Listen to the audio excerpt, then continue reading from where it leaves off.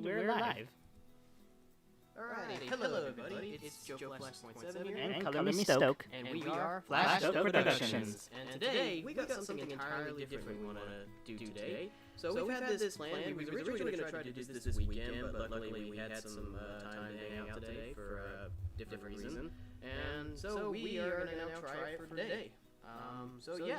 If you guys don't remember, we've mentioned this before a few times, that we have an upcoming YouTube series. We're hoping that we can release the first initial pilot episode this year. We don't know for sure. We have to see. We're not sure about anything.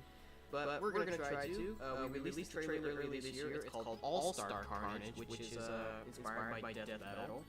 So we will be like, it'll be like our version of Death Battle. So we'll do something similar like them. It's kind of like a combination of like Death Battle and DDX and a little bit of Superpower Beatdown, all that kind of stuff. So like, if you don't know what Death Battle is, they do it. It's a fan-made series. It's been around for a number of years where they fit characters to fight over 10. And Wiz and Boomstick, you know, they're the hosts, and they always try to... It's their job to analyze their weapons, armor, and skills to fight and win a death battle. So usually they try to do their best to research, see who they think could canonically win. There have been a few times some episodes that got it wrong. They've edited the first episode between Superman and they use like math and science for that. We're not really going to include a lot of science. Yeah, not like numbers and like their powers and stuff like that, but just try to... Like I said, nobody said to be math. Yeah. We're mostly just kind of looking at their stats and letting you guys vote on who should win. Yeah. While we will let you guys vote, kind of like they do in DDX and Superpower Beatdown, we're still going to canonically try to determine who wins. So possibly, if there's a character that most of you guys vote think is going to win, it may not win. You know what I'm saying? So because we want to give you guys an opportunity to let you think who you think will win. But again, if that character does receive the most votes, don't think that means that character will probably win the battle. But yeah, it'll still be fun. So we have our ways of like how we may do these series. So we have like a bunch of different combinations going on here. Yeah, a lot of like other like Death Battle inspired series do the same thing, like cartoon, Fight Club, Smash Bracket, or the one that Brony YouTuber does. Oh yeah, F Triple F for Fiery Fan Fights. Yeah, where they did one episode between Starfire from DC versus Blaze the Cat from Sonic, which was an idea we thought about doing, but decided to leave that to them. Yeah, they did it so good. They did. So there's a few series we won't take inspiration from or try not to like replicate any battles that they've done. So there's only a few Death Battle episodes. We mostly won't try to replicate any of the Death Battle episodes, and won't replicate that Brony YouTubers series that we talked about. Yeah, we're making this our own. So there's only a select few we won't replicate any episodes they've done. We might do a few of DDX's episodes because it's not the main Death Battle series. It's just that's where they use more of the voting, you know what I'm saying? So we might do a few DDX episodes. Especially SBO versus Ninja. So like we're not going to directly copy how they did it. It's just like ideas of characters in a battle. Kind of like, for example, one of the ideas I have is Jury from Street Fighter versus Selena from Mortal Kombat, which a few people have already done that episode of, and which was something I wasn't sure about at first. I was like, you know what, maybe we can do it. So anyway, we got a lot of ideas. Yeah, 40 in total, 20 from each of us. So here's how I think we can make it down. So basically, we'll take turns at a time. I try to rearrange them, but then they reset instantly. So Jonah's matchups go from here to here, and mine go from here to here. Yep.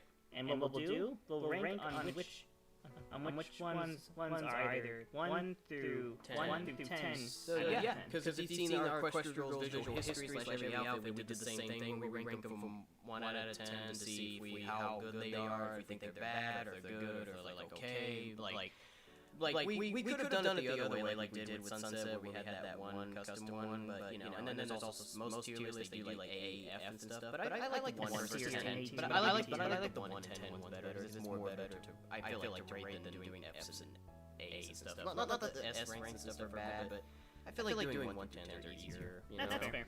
And this is probably how we may even do it in the future for visual history / every outfit, because recently I'm almost finished with all the Final Fantasy VII characters that I want to do. I just need 2 more characters to finish, and hopefully maybe sometime in the next stream, or maybe in the future, we'll finally start with the Final Fantasy VII characters. Because as I mentioned, we were doing the Equestria Girls, we did all the members of the main 7. We didn't use a tier list for 6 of them, but we did it for Sunset, and, you know, he was the one that wanted to try more tier lists, and I wasn't too sure about it at first, but now I'm starting to see the fun nature in it, so now we will probably do more tier lists in the near future. And originally, when there was some certain Final Fantasy VII characters like Cloud, for example, because obviously he gets featured the most because he's the protagonist of Final Fantasy VII, I wasn't sure about making the tier list myself, so he was originally going to want to do it, but I figured I wanted to spare him some time, and eventually when I tried a tier list and learned how to do everything right, I finally realized that, you know what, this is fun, so now I finally am finding joy in doing tier lists as well, so we'll both probably maybe equally make tier lists in the future, maybe mostly me, but he'll probably do some too. I mean, I know for a fact this guy wants to do Kingdom Hearts in the future. Yeah, definitely. Will likely probably be next after Final Fantasy VII, but that probably won't be for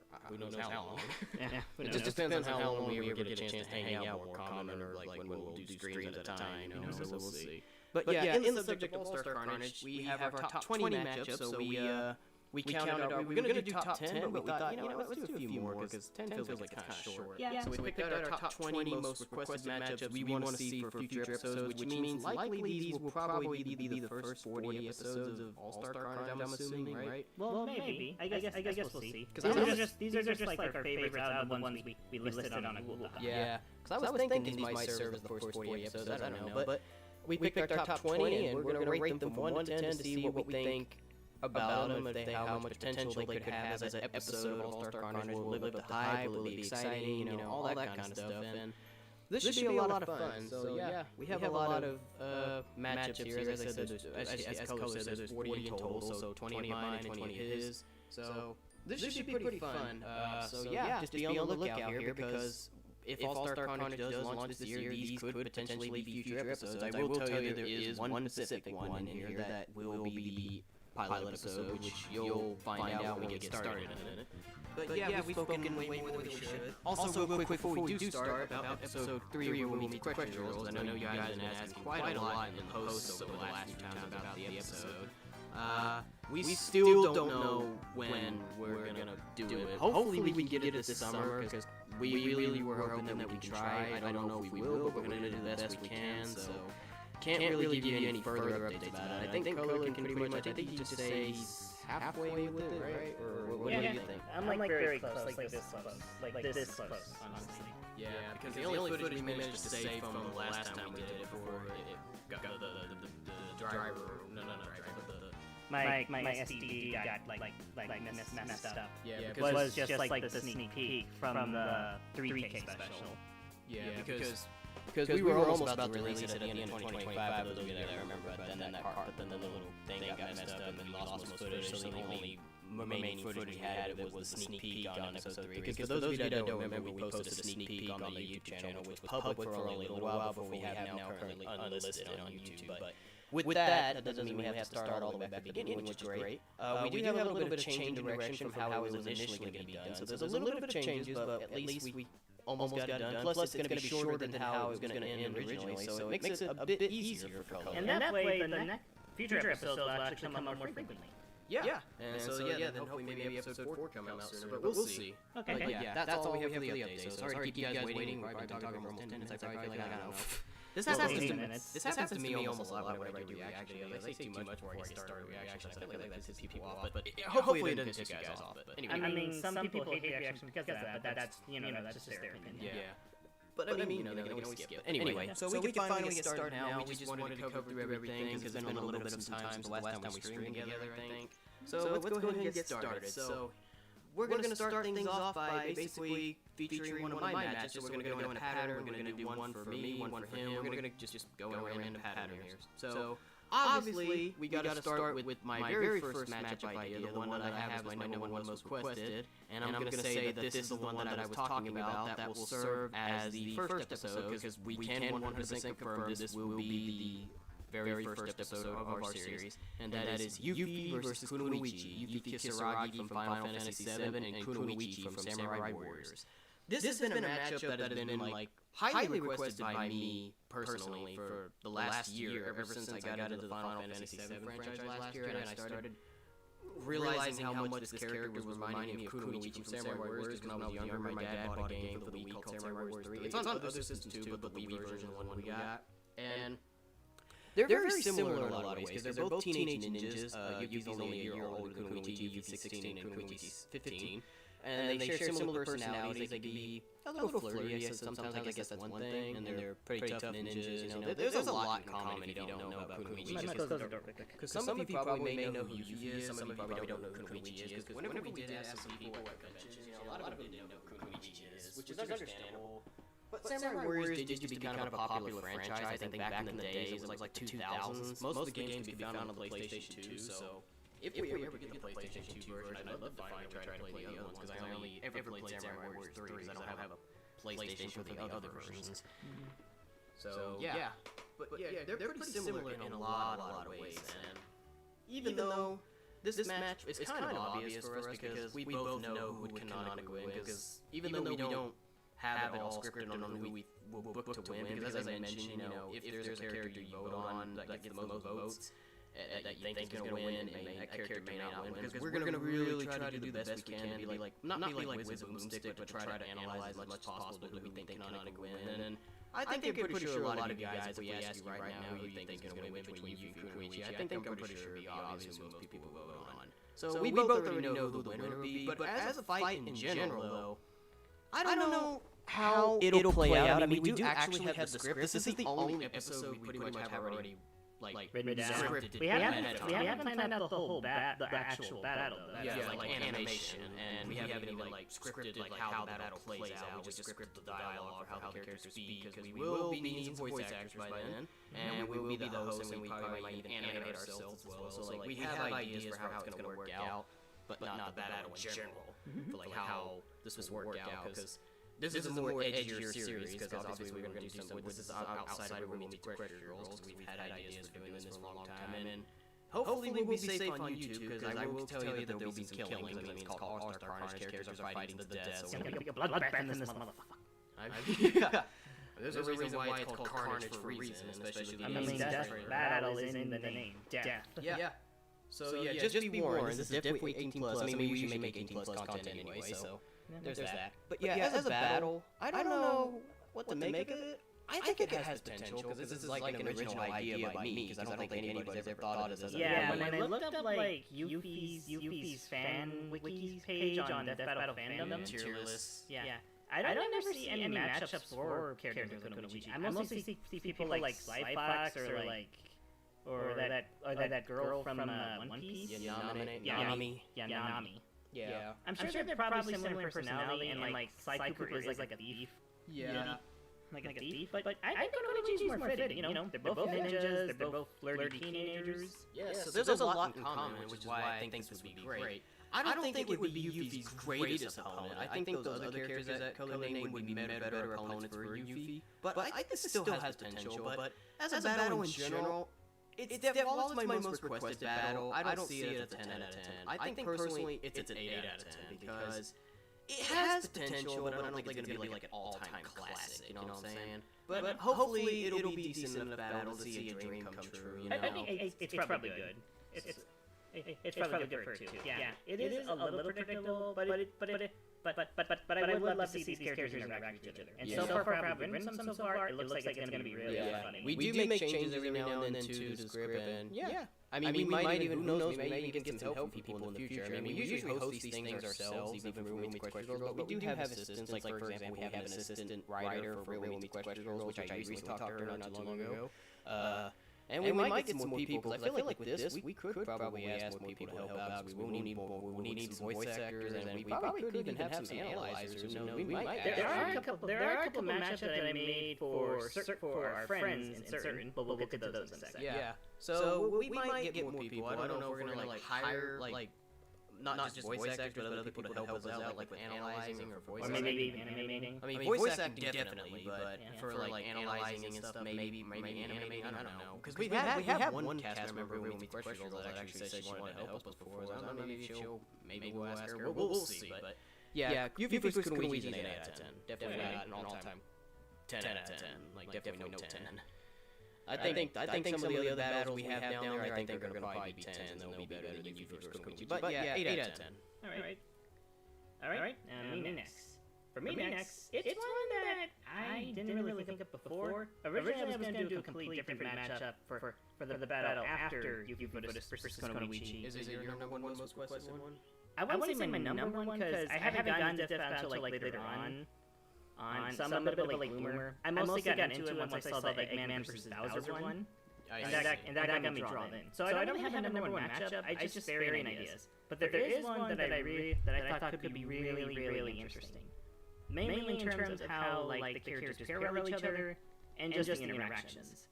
Presenting to you all, Sonic the Werehog. I had a feeling it was that one.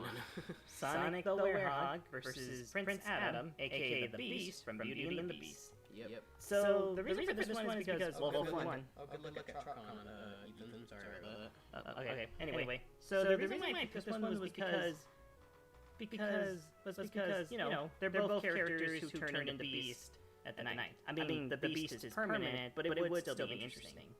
And I feel like the interaction would be fun because of how the Beast can react to Sonic turning into like this beast to the Werehog, even thinking that he might also be cursed similar to him.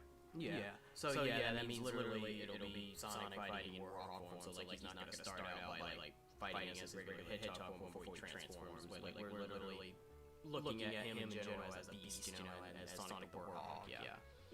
I feel like, although I will admit, it is a wee bit predictable, because honestly, Werehog Sonic would probably win. Because even though Werehog Sonic is admittedly a little physically a little weaker than Hedgehog Sonic in terms of like speed, definitely not in strength, because he's definitely stronger. Yeah, because the Werehog can take down the Edge Dragoon the same way Hedgehog Sonic, and heck, even Classic Sonic could take on the Edge Dragoon. Yep. That's just, but plus the Werehog was able to take on those huge Gaia monsters. The Beast is admittedly a little weak. I mean, he has fight like giant Heartless in the Kingdom Hearts games. Yeah, because if you don't know, that's a picture of him from Kingdom Hearts. Because because the Beast hasn't really been exactly known to fight very much. If you've seen Beauty and the Beast, he didn't really exactly fight all that much. So I mean, he did fight Gaston, but he was just a weak little human. Yeah. So we're really gonna like cover his strengths and stuff. We're probably gonna most likely look at him through Kingdom Hearts, because that's where he truly fought. You know, like where he fought in general. The other thing is that the Beast is very easily manipulated. He's very insecure about his feelings, and he can easily be manipulated. Compared to, and he always like gets into like the dark side of him. Compared to Sonic, where if you played Sonic Unleashed, you would know that despite Dark Gaia's curse being cursed upon him, turning him into the Werehog, he's still able to stay true to himself. Chip said it best himself, since you know he's like Gaia. Yep. So to me personally, I don't think compared to Yuffie and Kunoichi, I think it's about as much of a close fight, but it still would be a fun fight to see. So I'm gonna give it at least a 7 out of 10. Yeah, I feel like Sonic Warhog versus Beast is a little more predictable. I think Sonic Warhog versus Beast is more predictable in comparison to Yuffie versus Kunoichi. I mean, they're both equally on the same thing, but yeah, I think I feel like in terms between both, I think Sonic versus Beast is more predictable than Yuffie versus Kunoichi, so I can get that part. And like I said, with the Kingdom Hearts thing, that's really where you only ever got to see Beast fight. He never really officially fought in the movie, neither in the live-action film, but we're not even going to cover that one, I don't think, when we do this. Yeah, the Beast was a punk-ass bitch on the live-action. But yeah, it should still be fun. I mean, I never would have thought about this idea, but yeah, I think Sonic Warhog wins. Yeah, because I've often seen people say like Wolflink or like the Hulk, and you know, I just feel like that's kind of boring. Yeah, I almost thought about wanting to do Sonic Warhog versus Wolflink, but I was like, yeah, I think I'll try something else, you know. Which speaking of Wolflink, we'll get to that part in a minute. But yeah, this is good. But yeah, I think I agree with you. It's like a 7. It's not as doesn't sound nearly as. I'm not saying it's bad, but not as entertaining as compared to Yuffie versus Kunoichi. So yeah, I agree. 7 out of 10. All right. Which one next, buddy?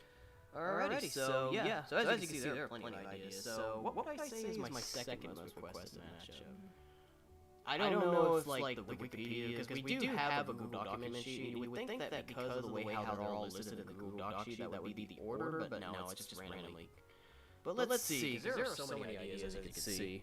I think my second most requested battle would probably, I do believe I had it in mind, and since it's already featured in the trailer, I do feel like we need to do these battles first. I mean, I don't know about you, but like the characters we include in the trailer, I don't think we should make those the first Well, ones. I'm So also just kind of like series. pick and choose, honestly. Okay. But if you want to do Yellow Ranger versus Chun-Li, Because I was thinking that the characters we included in the trailer would serve as the first 4 episodes of the series, unless that's something you're thinking. But I wouldn't mind making those. yeah, I wouldn't mind either. Yeah. Because I feel like it would be clear, because I mean, it wouldn't make sense if we didn't capitalize on the episodes, if they were just featured in the trailer and they never appeared in an episode. With that in mind, I know what my next matchup is. Yeah. But that's for later. So Anyway, yeah, I think it's safe to say that this one would be my second most requested matchup. Trini Kwan, the Yellow Ranger from Mighty Morphin Power Rangers versus Chun-Li from Street Fighter.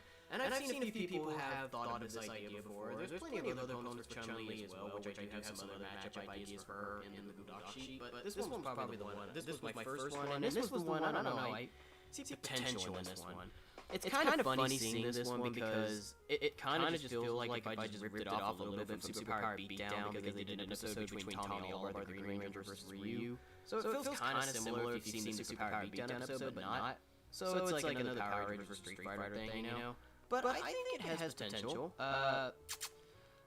In terms of predictability, I don't know, but it does state that when I asked Google, because I did get answers from Google on some of these on who they think would win, but we will still deep analyze anyway just to check canonically, but I think Google might be right. I think probably like Chun-Li would probably win, but we would still see. But I still think it has potential, because I don't know, most of these I don't really know about. Like, in terms of talking about the characters in general, it's going to be hard, because I don't know most of the some of the characters that I've suggested for ideas, and we really have to like learn about these characters. Like some of the characters will be brand new to us, you know, we don't know anything about them. But so I don't know much about Trini or Chun-Li really. But I am thinking about getting into more fighting games, so maybe one day in the future, maybe I might get a Street Fighter, who knows? And I did think about getting into Power Rangers one day, but we'll see. But I think there's similarity in a similar way. I think they both have like similar fighting styles, I think, what I remember. But Chun-Li is, I think, stronger. I mean, she does definitely got stronger legs for sure. Yeah, legs. Yeah. Chris Pratt, I know you're watching. Yeah. Don't get too crazy on that, folks.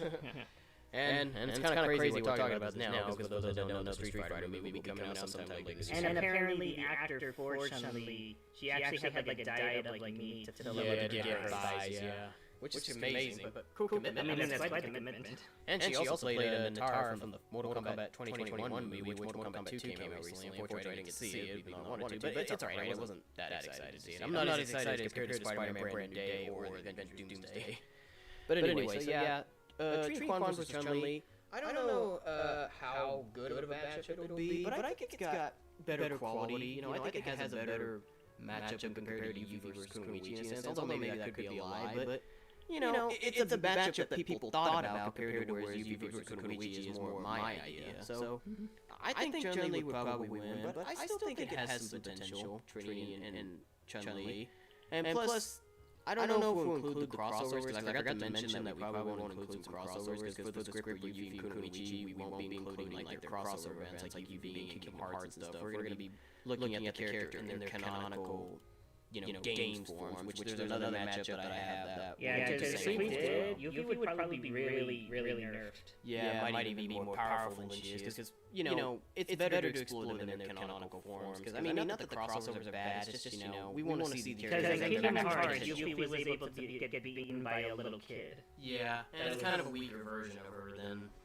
And it's like, I think all of the Final Fantasy VII characters that were in Kingdom Hearts, I think are all weaker versions in their canonical selves, especially Cloud. So yeah, we want to focus on their max potential, you know? So I think the same thing could be done here, because Street Fighter has actually crossed over with Power Rangers before. There was a game called Power Rangers Battle for the Grid, and Chun-Li and Ryu were actually guest characters for the game, and even got their own Power Ranger suits, so I don't think we're going to include that. Plus, not a lot of people like that game anyway, so we probably won't include it. And they did do, like, I think the company that made the Superpower Beatdown series, you know, I think they did do, like, a live-action video of them doing that as well, Street Fighter and Power Rangers crossover, and, you know, they had Ryu and Chun-Li with their Power Ranger suits, but either way, I still think Chun-Li would probably win, but yeah, in a battle in general, I think it has a little more potential than Yuffie versus Kunoichi, although it could be wrong, we don't know. We don't know how this is going to be booked, but I think it'll do good, but, as a battle, I think it's another 8. I think this is an 8 as well. Alright. Yeah, I don't know much about Power Rangers or Street Fighter, but given what you said, I think there's still some potential with this fight. Yeah, definitely sounds more entertaining than Sonic and Beast, you know? Yeah. And it's definitely less, I think it's a little less predictable in a sense, because I don't really know who would win, but from what Google was thinking, it seems like Chun-Li, and I might agree, but we'll still see, but I think it has a bit more potential. Yeah. Okay. And since we're starting out with characters that showed up in the trailer, here, up next for me is Sunset Shimmer versus Tai Lung. Would you say this is your second most requested matchup then, or no? Probably. Again, I don't really have like a favorite. I'm just kind of like going through the motions. Yeah, I get it. That's okay. But yeah, this one is next. This was the other. This is the last matchup idea that was featured in the trailer. Sunset Shimmer versus Tai Lung. Originally, we were gonna have this one be next after Yuki versus Konoichi. But for those who don't know, we want to take the opportunity to try and do some non-MLP content. So yeah, it was understandable why he put like Sonic Warthog and Beast next. Warthog. Well, I mean, it's the same thing, you know what I'm talking about. But yeah, Sonic Warthog and Beast, you know. But anyway, yeah.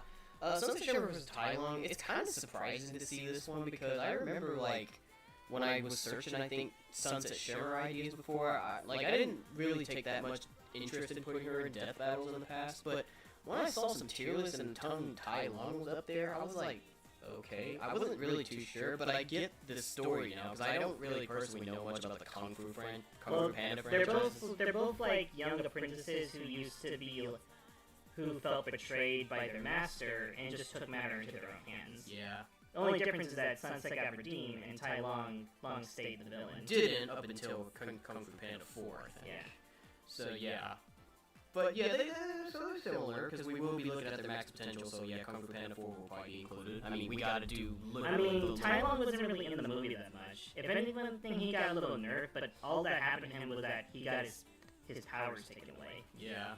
But he did redeem himself in the end, you know, as I mentioned. I mean, he did, I don't know if he'd say redeem, because he did make peace with Pope, but that was just because he saved him from the chameleon. Yeah, but he kind of did accept him as the master, I think, you know, he's the master, you know, I think all the villains that he defeated that were dead, you know, I think they all did. But yeah, I get your point, but yeah. Okay. Anyway, this one was debatable, because... Ironically enough, I feel like this one is a little less predictable than Sonic versus... Sonic, because, like, at first glance, like, oh, Sunset would probably win because she has, like, flying powers. Magic of friendship, yeah. But then again, she would have to grab onto her Geo. And if you've seen the compatibilities, you would know that Tai Lung is pretty powerful. Yeah. Yeah, he can be very quick with his moves. So unless Sunset has, like, a few tactics under her, it would have... Especially because if you remember, Tai Lung has that move where he can, how can I say that? How do you say it?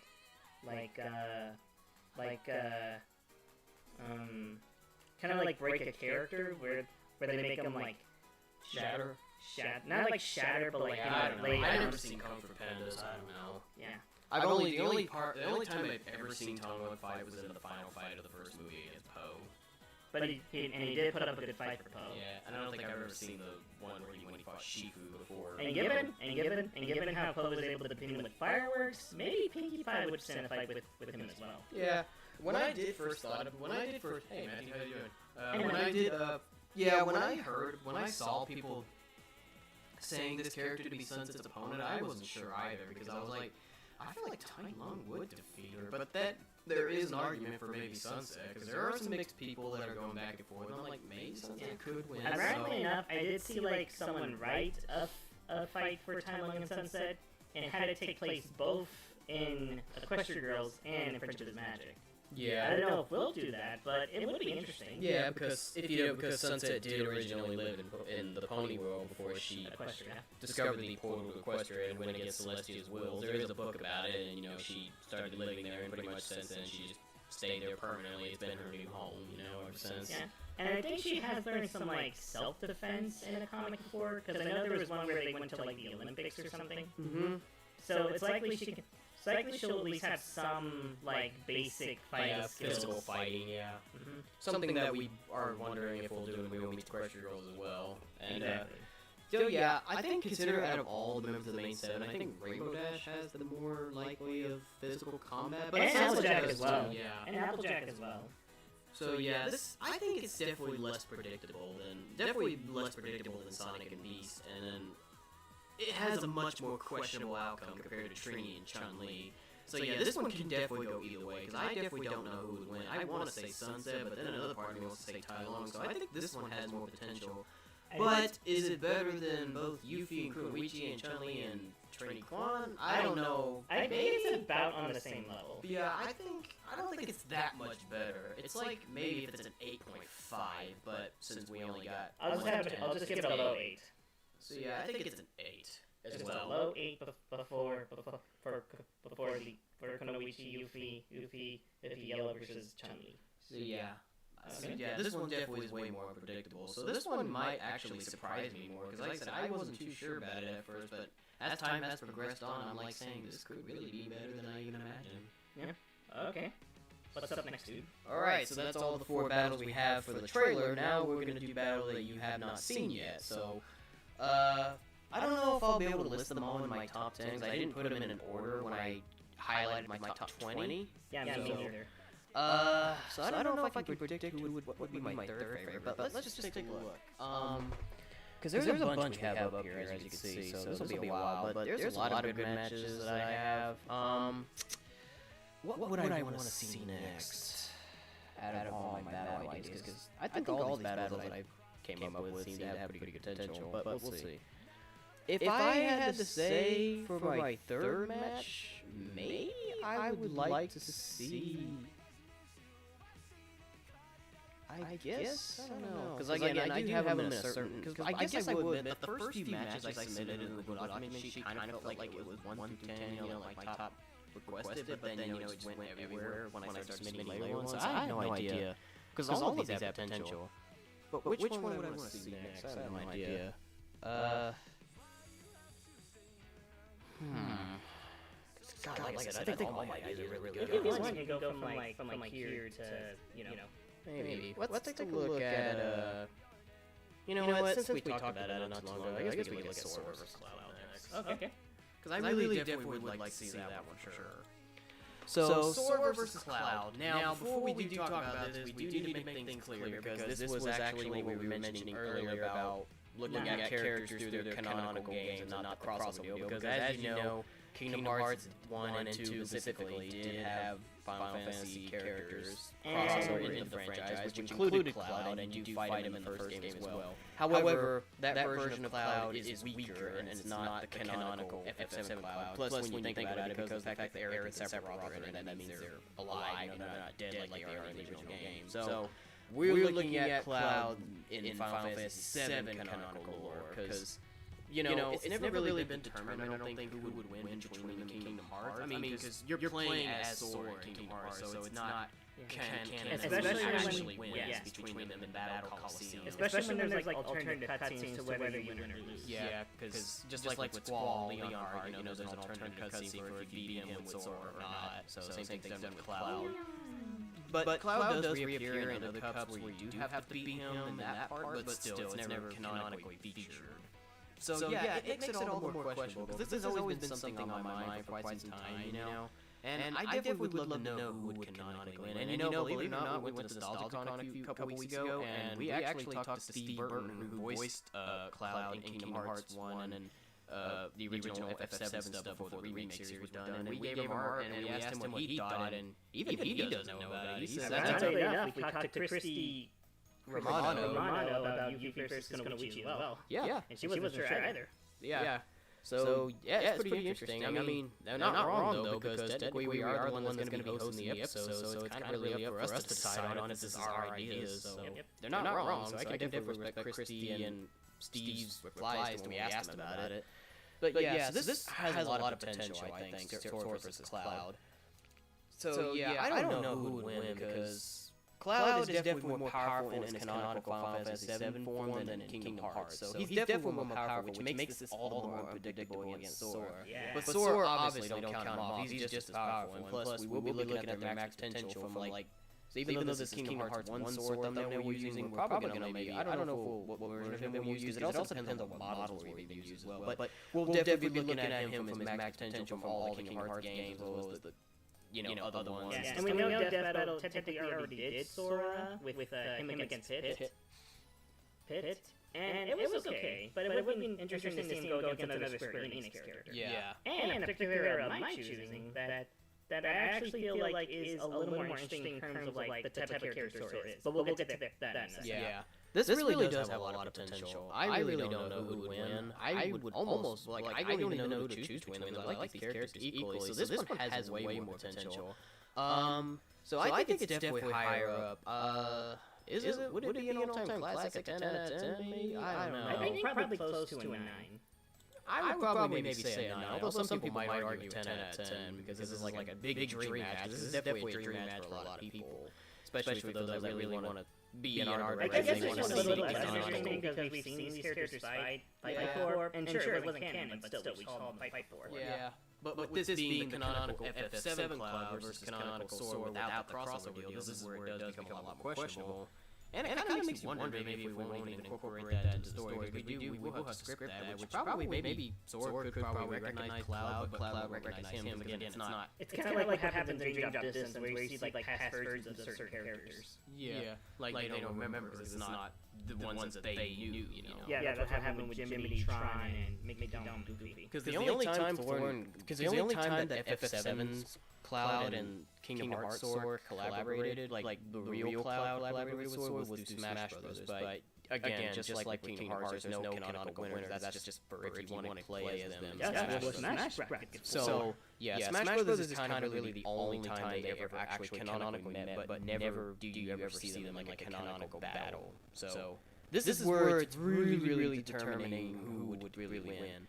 So I guess even when we do analyze this, we might not probably include Smash Brothers. Maybe we could mention them collaborating in the game, but since they never officially fought, we might not include that, right? I don't know. I can't remember. We'll see. But I think this has a lot of potential. Yeah, I don't know about it being an all-time classic, a 10 out of 10. Some people might think so, but yeah, I think it's a 9 as well. Because again, like you said, it does kind of sound a little less interesting when the fact that they've already fought before, even though it's not Kingdom Hearts Cloud and not the canonical FF7 one. Yeah. Okay. Me next. Okay. I'm just gonna get this one out of the way. This matchup goes out to Anna K. Because it's none other than the bony hero elephant fighter himself, Legolas, against the bounty hunter, the timid, quiet bounty hunter, the Voltaire tribe, and Anna K's husband, Dimitri Voltaire. For those of you that don't know, Anna K is the voice of Fluttershy, where we meet Crash Girls, and she's obsessed with Dimitri from Twilight. Obviously, she just never stopped calling him her husband, even though that won't happen in real time, but, he's one of those obsessive fans that can't help themselves, which is perfectly fine, but just some people are just that Lulu. Yeah, or like when we went to NostalgiaCon, when she met Boo Boo Stewart from Descendants, which she had a lot of fun doing that, by the way. And I got to meet Mr. Warburton, the creator of Kids Next Door. Yeah. Okay, now in terms of the fight itself... And we actually met some MLP voice actors too, like lesser-known characters. Yeah, exactly. Yeah, ironically the same people who voiced on Ed, Edd n Eddy. Mm-hmm. Yeah. Okay, so for the fight itself, it may seem kind of unfair because Dimitri is more physical fighting, whereas Legolas has a bow and arrow, so it seems like a moot point. Plus, if you don't know, Dimitri is a vampire and wouldn't stick to the part. But Dimitri is pretty fast, from what I've heard. And even though he hasn't fought so much, either in the movies or the books, he's still shown to have some determination and strength, while also holding his ground a lot. He even ate a bunch of people. Jeez. I mean, he's a vampire, he's gotta drink blood. Yeah, I don't know anything about this, so I'm not part of it. And Legolas may have fought like huge armies of orcs, goblins, and monsters, but he's never faced a vampire before. And they're both timid, shy, and sometimes quiet characters, so that makes the matchup even more interesting. So I'm not really sure who would win exactly. I wouldn't know, because I would have to learn about these characters if we do script the episode. I did ask an AI, and apparently it said Dimitri, mainly because, again, he's fast, and he's just more fluent, and just a little more powerful, and doesn't need like a weapon or anything. But again, Dimitri could still shoot him like right through the heart. He is pretty good with aim and stuff. I will admit that because when I get answers from Google about who would win and when I'm trying to find characters for matchups, usually it is Google AI that responds and not Google itself. But I think it's better than actual AI like ChatGPT and stuff. And we know a lot of people don't want us using AI, which we won't. Anyone who uses those is a dickless, no shut. Because actually, for some reason, a few days ago, one of my questions was real life photos I posted on our YouTube channel. For some reason, somebody said use AI, and I'm like, yeah, I'm not gonna do that. I mean, I never replied, but I just looked at it and I was like, I mean, sure, it's not the best Photoshop job, but it's better than any kind of like AI art you would find. Yeah, like I just looked at it and I'm like, how is that AI? I mean, no, he's just saying use AI, but yeah, we're not gonna do that. Yeah, we ain't using AI. I don't need AI. Definitely don't need AI to show off my work or my questions or real life stuff, or even for our YouTube series. I think this is proven to show that anything can be done without AI. Exactly. So yeah, this battle I really don't know because there's I think it's another 9, honestly. Yeah. I think it just slows down a bit because I feel like there might be some favoritism towards the Lord of the Rings character compared to the Twilight character. But that's about it. Aside from that, I'm just not sure who would win. And I'd be happy to see what we and what other people think.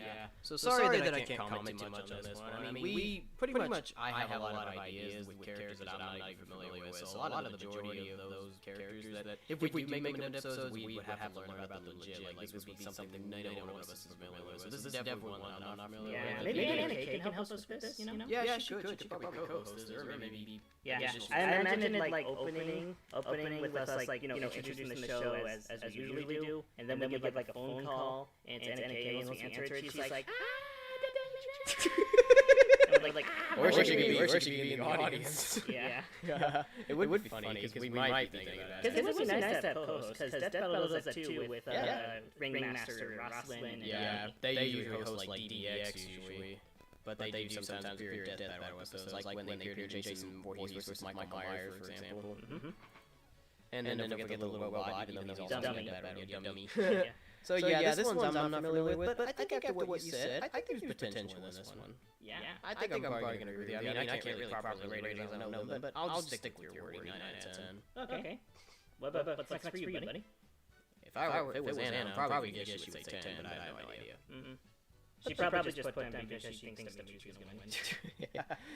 Yeah. So for the next matchup, all these matches I want to see, hopefully. I don't know if all 20 of my matchup ideas will become actual episodes, but I'd like to hope so.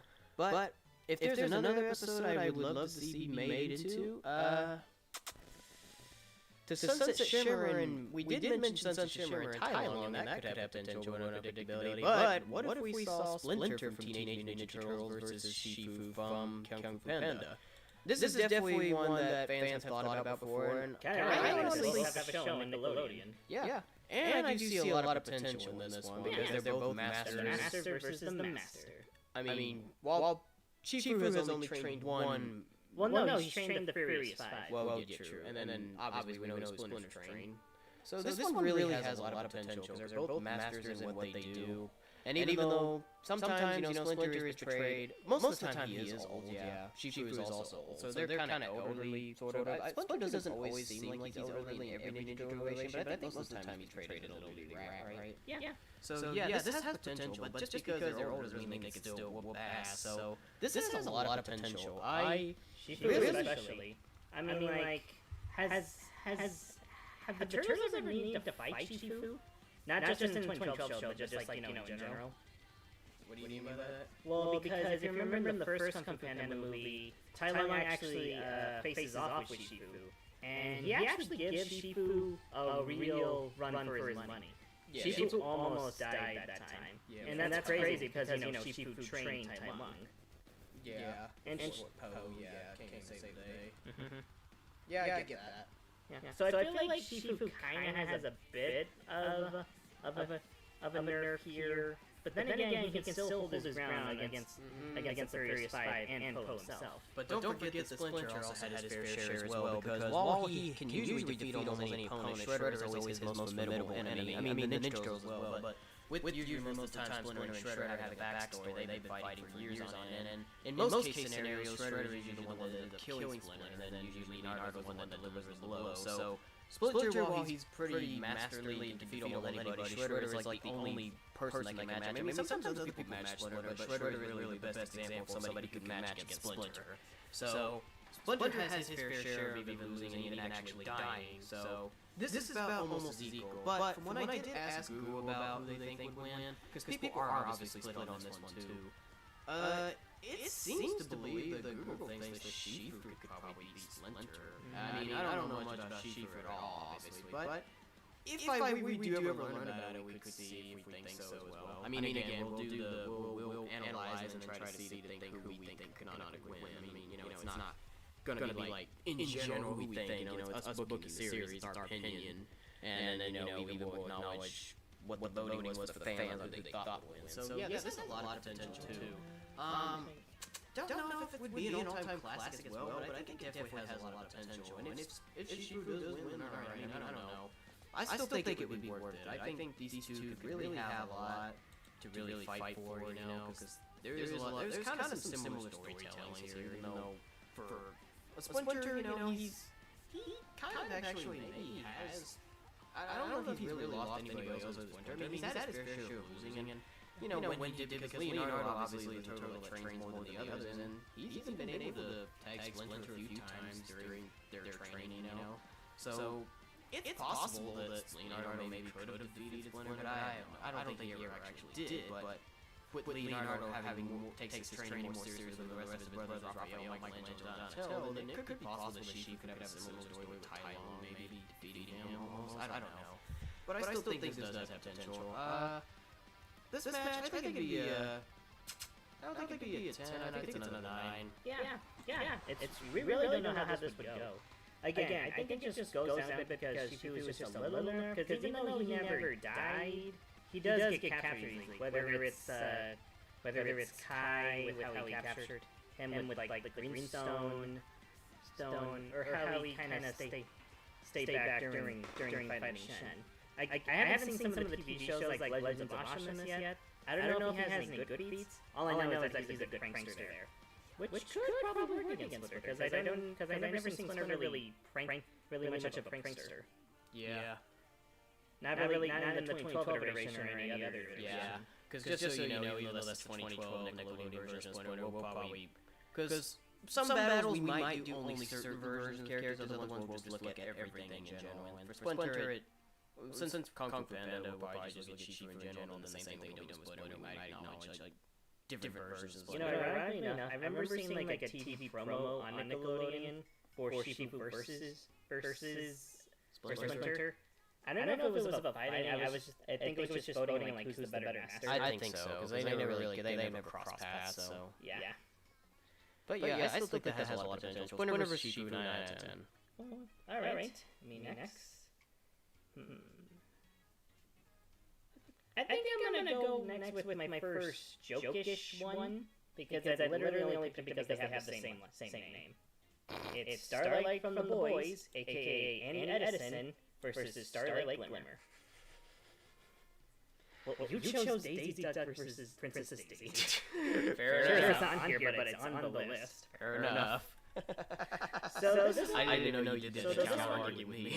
Yeah. So even though this one is obviously like a joke, I think it'd still be interesting because Annie can do a lot of crazy stuff with her electric powers. And I feel like she can really sing her breath for that. But she's never really faced anyone with magic per se, especially someone like Starlight who specializes in magic. And if you've seen Princess Magic, you would know that she actually knows a lot more with magic techniques than Twilight herself. She can do telekinesis. She can make shields, or as Littleshy puts it, Captain Equestria. Oh, maybe. Heck, I was thinking that maybe this could be one of those battles if we do have a guest. Maybe imagine if we ask Taylor McCardle if he wanted to be involved with this. Oh, that'd be cool too. Because Starlight, Taylor, he's a huge Starlight fan, and I even thought about that for Roommates Equestria Girls. Like, imagine, because I don't know if we would do it, but I remember telling you that if we do season 2, imagine if we decided to actually try to host an episode at HarmonyCon, and then, we just we can ask people if they want to act or pretend like they're seeing girls, and they just start fan like surprising, like everybody starts around, or maybe Taylor gets involved, and like Starlight, because I was thinking maybe Starlight could join that too, you know? Okay. And it's even more ironic since The Boys is ending pretty soon. Yeah. And I haven't seen the rest of the series yet. I don't know if she's nerfed in the next season because she's not really Starlight anymore. She just kind of becomes her own person. But she can still fight, both physically and with her electric powers. So I honestly don't know. And since MLP is basically done now, at least G4, and she hasn't shown up in G5, especially not the one that's called Legend of Starlight. Yeah. You know, the Christmas special that apparently uses her color palette. Or her name, I guess. Yes. G5. Well, if you saw the logo, it uses like the same purple blue that she has. I remember that. I remember when you thought Starlight was going to be in it, and it was only a lie. I doubted it. It didn't say Starlight Glimmer, so I should have figured, but still. So... I'm gonna quickly point out something. You notice how cool it is that the white lines where like matches are lining up with each other? It's kind of you can kind of see them down here too. That's pretty cool, isn't it? Yeah. So honestly, I mean, like at first you would think probably Starlight because she's from like the adult show. Yeah, I would have done the same as well. Like it's Starlight. But that doesn't mean Starlight can't hold her ground. Yeah. She can definitely take on some humans as well, especially because in Equestria Girls, she was able to face off. She did a montage, but she didn't use magic, she just talked her out of it. But still, yeah, Starlight So maybe they can still, like, I can imagine these two, like, talking out, because Annie is very stressed and very, like, emotionally broken, and Starlight kind of has similar where she was emotionally broken, isolated from everybody. Yeah. So, but since honestly enough, it would be kind of a better end to it, but unfortunately, since it's fight to the death, there's not going to be really any peace made between characters. They have to legit kill each other. I know, but because some episodes of Death Battle actually did end in ties, though, believe it or not, but that's if it's never really been determined. And most of our battles, I don't think will end that way, but, you know, there's not... But at the very least, even if one dies, they can still have some compassion. Because if you saw, like a fiery fan fight, Starlight versus Starfire versus Blaze. Yeah, after the fight, Blaze, because Starfire did say in another life, I think we could be friends. Yeah. So I feel like that's Or kind of Goku and Superman in their third battle. Yeah, they kind of just shook hands on it. Yeah, but we won't see too many ties, like characters both I'm not saying die. it's a tie, I'm just saying it has a lot of like possibilities. Yeah, we really want to try to determine who will win. And because of that, so there's only a few. I think it actually deserves a 10. Wow. Okay. At least in my eyes, what do you think? I have no idea. I mean, it's against another character that I'm familiar with. This is hard for me to rate. Well, that's what makes it more interesting. True. Yeah. I guess I could see your point in that. Yeah, none of them were nerfed as far as I'm concerned, so it's not really like an obvious choice. Yeah. But yeah, like I said, so most of our battles will legit end with the winner. We're not gonna have too many ties, like two characters dying, or like Deadpool and Pinkie Pie where nobody died and just all broke the Or Scooby versus Courage. Yeah, we're not gonna. But even though that would be better, but characters really do have to fight to death, so we won't see too many ties, unless if it's not really determined. Because there have been a couple questions when I asked about certain characters fighting, and they didn't really canonically believe they could win, or said that there could be different scenarios on how they could win. So who knows? But we'll try our absolute best. I mean, like I said, we might ask other people to maybe help analyze with us. Maybe we could hire more people so they could do deep analyze too. Yeah. So we'll see. Alright, so there's that Starlight versus Starlight Glimmer, so yeah. Color says 10 out of 10, I can't really rate it, I don't know much about Starlight, but anyway. If I had to say for another dream match, I really don't know, because like I said, there's a lot. But if we're talking about dream matches in general, then as a kid, I've always imagined what it would be like if Spider-Man and Sonic the Hedgehog were to go at it. Now, I will say, this one kind of almost, you would probably think maybe it is predictable, maybe it is, because there's people that still go mix on this one as well, but I think many people probably would say Sonic just because of all the powers he has and all that stuff too, because even if he didn't use his powers like Sonic and stuff, he's still faster than Spider-Man, no doubt. But you know, Spider-Man was able to re-encounter like people like Doctor Strange, who was not only faster but also had the ability to like manipulate time and illusions. Yeah, and Spider-Man has fought people that are faster and stronger than him and found a way to win. So there's that too. So But since we are looking at these characters at their max potential, meaning that Sonic would probably be allowed to be Supersonic and stuff, then I feel like the outcome is a lot more predictable, but I think it would still be worth to see, because, I don't know, just not just for me in general as a kid, but even probably because other people might have dreamed of this as well, because they do have some stuff in common. I mean, they're like teenagers in a sense, you know, and they can be pretty like smart mouths when they're in fights, but they're still smart and stuff, even though Tails is more brain compared to Sonic. But that doesn't mean Sonic hasn't shown... In a way, Tails is kind of like Sonic's guy in the chair. Yeah, but they both have some similar personalities and stuff like that, and they seem like they would be a lot of fun for crossover, but in a battle in general, it would be interesting to see. But I personally would think maybe Sonic would win, but who knows, maybe Spider-Man could. But if we're talking about, like I said, if it's Supersonic stuff, then I still think Sonic would win. Because again, we're looking at characters and their max potentials like that battle, so I think most likely Sonic, but I still think this would be worth a dream match. I don't think it's going to be an all-time classic either, but I think it still has some major potential because, you know, like I said, I might not be the only one who's ever dreamed about this, so... Yeah, I mean, this is just like two popular characters in their respective franchise. One is a video game, and one is a superhero. And both are red and blue. Yep. So this really does have potential. Not the best potential, but I think enough.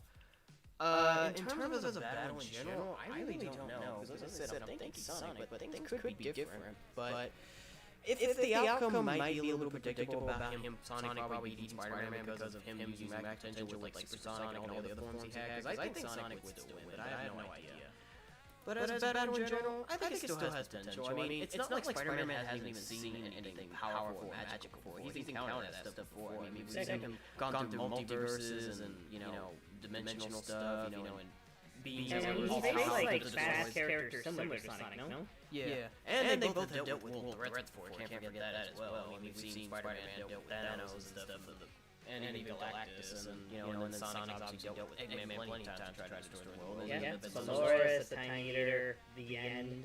So it's not like Sonic would probably maybe surprise him. Maybe Sonic would maybe surprise him with maybe some stuff he hasn't seen, but at the same time, it's like when you think about what Spider-Man encountered, it's not like maybe he wouldn't be all that surprised to see stuff that maybe he's never encountered. And plus, I can probably imagine he probably had.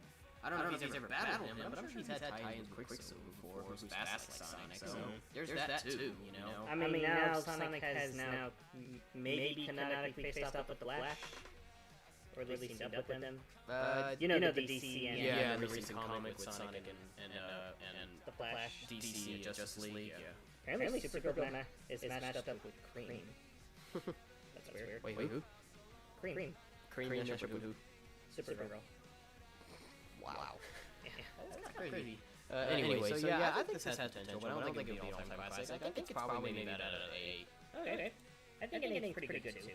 I guess this is probably the most like kid dreamy one, but you know, even the kid dreamy ones can be pretty fun. Yeah. Okay. Alright, next. Definitely sounds like it'd be a better matchup than even Sonic's Warhawk form against these two. Yeah, exactly. And I guess I'll keep a Sonic tradition and go with this one. I have a feeling you're gonna do that one at some point soon. Mr. L from Super Paper Mario versus Nine the Fox. Tails 9 the Fox from Sonic Prime. So yeah, I only know, I don't know much about these at all. I've never seen that Paper Mario game or Sonic Prime, but I can see the potential in this. And Color, why don't you explain? Well, the reason because I've always had this cool idea of like evil version of sidekick characters going against each other. And that's essentially what Nine is. I know he redeemed himself in Sonic Prime, but for the most part he was antagonistic. And when I first played Super Paper Mario, I thought Mr. L was like the coolest looking villain. The bandana, the black clothes, the way he resembles a lot more of like an opposite mentality of like Luigi himself was kind of cool. Because it wasn't just like another Waluigi, where it's just, it's just bad, lanky, more cynical Luigi. It's the Luigi if more of his darker nature came across him. And plus, so he's just a clone, basically? Well, yeah. Okay. Undergoing some, like, dark magic from Count Black. He even became the final boss, kind of, when Dementio took over. Nice. Yeah. In terms of who would win, it's honestly kind of mixed. You think Nine would probably win, given how he was able to command, like, a whole army of robots and stuff. Not to mention that Tails even did defeat Luigi in a normal death battle as well. But these are very different, though. Yeah, because if you played Super Mario, you would know that Mr. L has robots. a giant robot that can shoot max missiles and stuff. So it's probably possible maybe Mr. L will take the W, but since Tails is always smarter than Luigi, then I don't know. I would still want to say maybe 9 probably would beat him, but who knows? It could go either way. This is definitely a lot more mixed compared to Luigi and Tails, even though that could also be unpredictable too. But Death Battle has determined about Tails' smart ability that makes him believe, like, yeah, I think he would beat Luigi. But with Mr. L and Tails 9 on the other hand, this is where things feel really much more different in comparison. And I think in some ways it does have a more... In a way, Nine Tails would probably be a little more double down since you got redeemed. But even then, some of his negative emotions could still be in there. And going against another sidekick character, kind of similar to him, would probably make him think otherwise. So it's a bit of a close match. So yeah, I think in one way it has more potential than even Death Battle's Luigi versus Tails episode. Yeah, especially with how different they are from the characters. Yeah, their canonical forms, yeah. So I think it's a close 9 out of 10. Yeah, I can see this as a 9. It's a little doubled down because we've already seen Luigi and Tails fight. I don't know if they'll remake that. I think they stood on that one. So, but given how these are completely different from the actual characters, I just feel like it would be an interesting matchup. And the interaction would be fun as well. So there you go. So yep. What about you, buddy? So, boy, this is getting interesting now. I mean, we'll cover all of them, but just, having to pick one is always crazy. Yeah. So yeah, I think next, who's I thinking next? Man, this is tough. I really have no idea, honestly, but if we want to discuss about what would probably be also interesting to see, again, a lot of these have potential, but I guess in terms of we're sticking on the subject of as a kid dream, even though Spider-Man and Sonic was when I was really young, like when I used to live in the old apartment before I moved to the house I'm currently living in. When I did get a little older, especially, once I got into Teen Titans, then I think there was that dream of me seeing the Young Justice team fighting them. So I think I'll see what Teen Titans versus Young Justice has in mind. Because I used to love Young Justice when I was a kid. When I discovered the series Family Video when they had DVDs out, I ended up growing up with it kind of. And I love the series. Young Justice is a pretty good series, even though some people I feel like are a little mixed on the series, especially later seasons. But Young Justice I thought was good. And I agree with most fans, especially those who grew up in the original era, that definitely the first season was the best era, that had the OG team and stuff like that. But then, of course, Teen Titans is a classic. It's more classical than Young Justice. And funny enough, 4 out of 5 of the Teen Titans cast members appeared at NostalgiaCon a couple weeks ago. They were supposed to be all 5 of them, but Starfire had to back out at the last second. So we just got Tara Strong, Cyborg, Robin, and Beast Boy. So yeah. It's pretty cool. If I would have had the opportunity to ask the question, I probably was actually thinking about asking the cast about it. And funny enough, they did actually mention Young Justice because if you don't know, Greg Sipes' voice Beast Boy did actually reprise as well as Beast Boy for a later season in Young Justice because originally he was voiced by a different character, like voiced by a younger boy, but then for season 3, I think, when Beast Boy got older in the series, they decided to bring Greg Sipes in voice his teenage self, which was a pretty good move. This has potential, I think. I think personally, I do. Oh, sorry. This would be pretty good because two teams of DC heroes, and both of them do have a Robin, which would be the funny part about it. One Dick Grayson and another Dick Grayson. One looks like Tim Drake, while the other looks more like actual Dick Grayson. But I think there's potential in this because especially if we're talking about the OG Young Justice, because there are different versions of the team, especially with later members. But we're talking about the OGs because, as I said, they're probably the best. So if you don't know who each member of the teams are, for Teen Titans, the members are Robin, Beast Boy, Cyborg, Raven, and Starfire. And then for Young Justice, you have Robin, Superboy, Aqualad, Kid Flash, Artemis, and Miss Martian. So there's 6 out of 5, and you would think that just because they have one member of the team over the Teen Titans, you would think that 6 out of 5 would give them... It does give them an advantage in the numbers, but that doesn't still mean they could win, because I think the two biggest game-changing makers is Starfire and Raven, and they're like some of the most powerful members of the Teen Titans. Raven is definitely the most powerful, so it makes you wonder how could Young Justice battle against someone as powerful being as Raven. Because I think the only member of Young Justice who could probably match her is Miss Martian, because she can be pretty powerful herself, but I still think Raven's much more powerful. And then you also have Starfire, who's second powerful. So this can really go either way. I mean, and of course, you got Kid Flash, who's the fastest, no doubt, and plus Teen Titans has had their own version of Kid Flash in the series 2. And I think I do believe it was Wally West as well, yeah. And then Aqualad, they do have an Aqualad, but it's not Cowed Elm, because this particular Aqualad in Young Justice is named Cowed Elm, while the one in Teen Titans is a different Aqualad. I think, as far as I'm concerned, there was 3 different people that have been Aqualad, but this is Cowed Elm.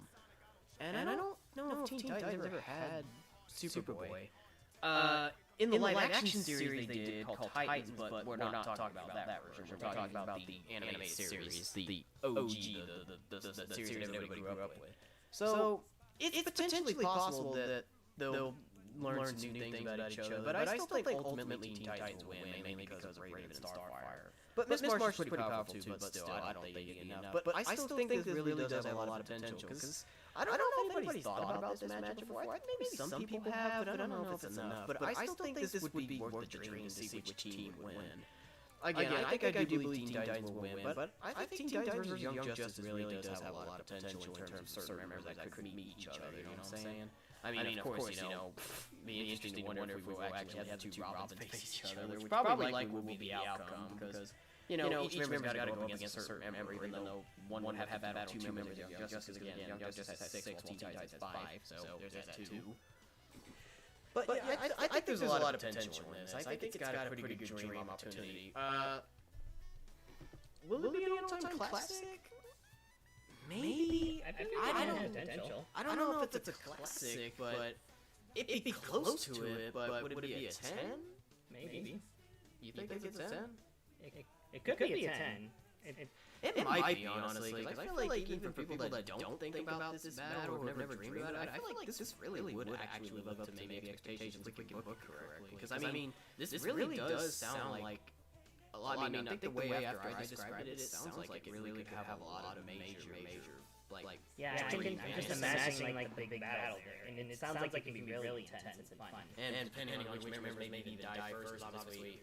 You know, a member of one team has to die, you know, you have to, because that's how team battles work, you know, all the members of the team have to die in order to win. Right. And you gotta wonder if maybe we won't see certain members of each team die, and then, you know, it comes down to a particular member, which probably that could be the outcome, we'll see. So, yeah. Okay. Because even if there's one member of a team left that wins over the other member of the team, then, you know, that other team still technically wins, but it'll be like, kind of like Eggman versus Wily for Death Battle, where technically Metal Sonic was declared the winner, and he was the last one standing. Right. And Metal Sonic did carry most of the fight during Eggman versus Bowser. Yeah. And I think he technically won too, right? Yeah, against Bowser. He was considered winner, yeah, they didn't say it was Eggman or Bowser. Right. So yeah, it could be like that too, team battle, which could mostly likely be the outcome if we ever do team battles. So yeah, we'll see. But I still think Titans. But yeah, I think I'll go with 10 out of 10. I think this is the 10 just because I'm more familiar with them. I don't know. I haven't seen Young Justice, neither when I was younger or even now. But who knows? Maybe I'll be interested. All right, me next. I guess I'll go with the other one that I made just for one of the cast members, specifically Vanna Montana. Sunset Shimmer, who means Question Girls. It's Sir Tinrick from Sonic IDW versus Roxy Richer. Now, I don't know about either one of these characters. I never read any IDW comics, but I did hear Surge is pretty awesome. Yeah, she has about as much fans like Shadow and everything. And I can kind of see why. Her design is kind of sick, and I've read a few of the comics, and she has quite a bombastic personality. I think the only thing I know about her is I think she has lightning powers. She does. She is a Tinrick. And Roxy Richer, mostly the reason why I put her against Roxy Richer is because, for one, I did see her listed on one of the possible opponents on her Death Battle fan page. And I figured, okay, I'll just put her against her, because I kind of see some similarities. Because Roxy is very aggressive, very gritty, similar to Surge. Plus, I really want to do more Scott Pilgrim matchups, since Death Battle didn't do a lot of them. Yeah, the only one they did was Robo against Amy Rose, which was just coincidental. Yep, Sonic and Ramona. Some compare Scott Pilgrim to Sonic. In fact, one of the in the Scott Pilgrim game, there's actually a cover where Scott Pilgrim literally does like the Sonic Adventure pose. That is pretty funny, actually. So I feel like at first it might be a little uninteresting because Surge has electricity, so it's easy to just shock Roxy. But Roxy is a pretty great fighter. He can dodge punches and even electricity as well. Plus she has a weapon. Has a ninja weapon that can that's very loosey-goosey. Yep. So it would be a pretty close fight. And I do know Surge has some kind of nerfed powers and weaknesses. At least when she's not fighting with that Kit character, the little blue, whatever his name is. So because plus again I made it for Vanna because not only does Vanna love Surge, she also does a pretty good voice for her. So she could potentially voice Surge in this battle as well. Yeah. I think I could see some of your ideas for what about this potentially having potential. I may not be familiar with these, but after a little bit of explaining, I could see it a bit. Yeah. I don't know if it's really close to a 10, but I do think it's at least a 9. Okay. Yeah. Mainly because I feel like Surge could win with her electric powers, but again, she hasn't really fought anyone who has weapons similar to Roxy. And I just think the interaction will be fun. Plus, I think this is probably the battle I'd like to do sprite animation with. Because I know Death Battle does sprite animation. because Death Battle does do different kinds of animations. They do 3D animations, sprite animations, video game animations. Well, sprites are kind of like video games, but you get what we mean. And then they do like other kinds of animations. And we're thinking about mixing it up as well. I was mostly thinking mostly 3D for most of them, but it depends if they have those mods. But we can mix it up as well, because I mean, some characters might not even get 3D models, although we have to. So I think it depends on maybe how the characters are viewed, like Sonic characters, maybe most of them. Yeah, because Roxy has a video game that's in like pixel art. Yeah. Surge may not have been in one yet, but there have been anyway. So yeah, we'll see. I think we mostly might do 3D. I don't know. What do you think? We'll mostly do 3D, but I would like to do a view in sprite. Yeah, of course. I couldn't do that either. I really want to try like those animations from like Mario Bros. Z and stuff like that. Yeah. Or even like those bigger sprites or whatever, you know, like they don't look as small, like in game waveform or anything. I don't know. I don't know like what hand-drawn animation. Yeah, I only know like certain animations, death battles, but they've done different kinds. I don't know if they have like a category, but anyway, you get. Yeah, I get what you mean. It's alright. So next, man, we're really packing things up here. I guess, I don't know if I have any really more dream matches as a kid, but if I did have to say about a current dream that I thought about, I mean, I think I'm pretty sure plenty of people have thought about this for the past number of years, ever since all three were brought together, especially even before they were brought together. But it would be match still worth seeing, even though it has actually already happened in a video before. I don't know if it's still on YouTube. I think it's deleted. But in a fight to the death, though, even though technically I think they did all die, or like they did death, but you know, in a battle to the death, I think it would be worth to see who would canonically win and who the best Spider-Man is between Tobey Maguire's Spider-Man, Andrew Garfield's Spider-Man, and Tom Holland's Spider-Man.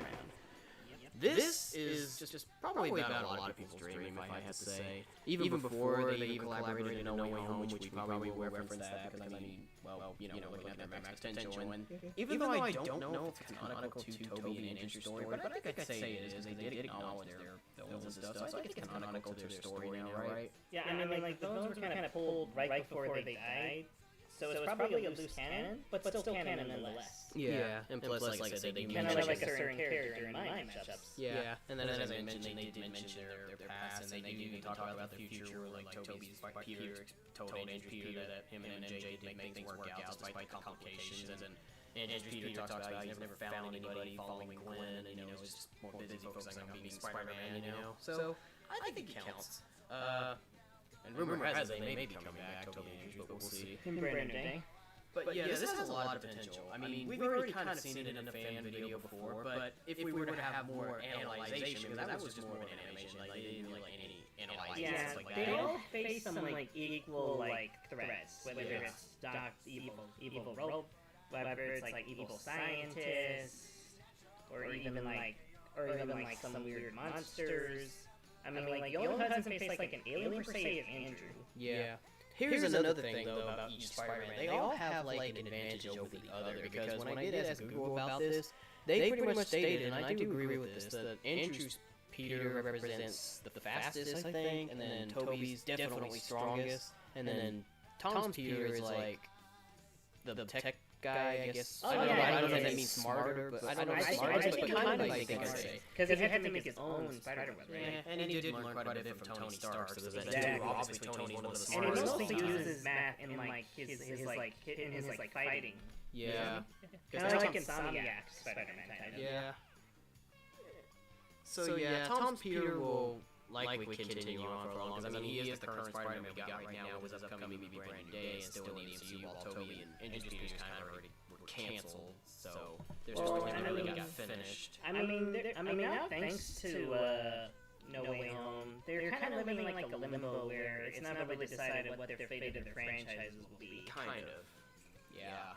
But in terms of their stories, generally they're canceled. But you know. Yeah, at the same time, it still kind of at least gives you deeper analyze what's happening. I mean, I have heard rumors that Emma Stone might show up in Brand New Day. Or at least she was open to showing up in No Way Home, but that hasn't been like confirmed yet. Yeah. But we'll see. Yeah, so each Spider-Man has a different advantage over the others. So this would definitely be very, very unique, you know? I think when most people analyze who they think would win, I think it's usually either between Tobey or Tom's Spider-Man that would win. But personally, I think I would agree it would probably have to be Tobey, even though because he is the strongest.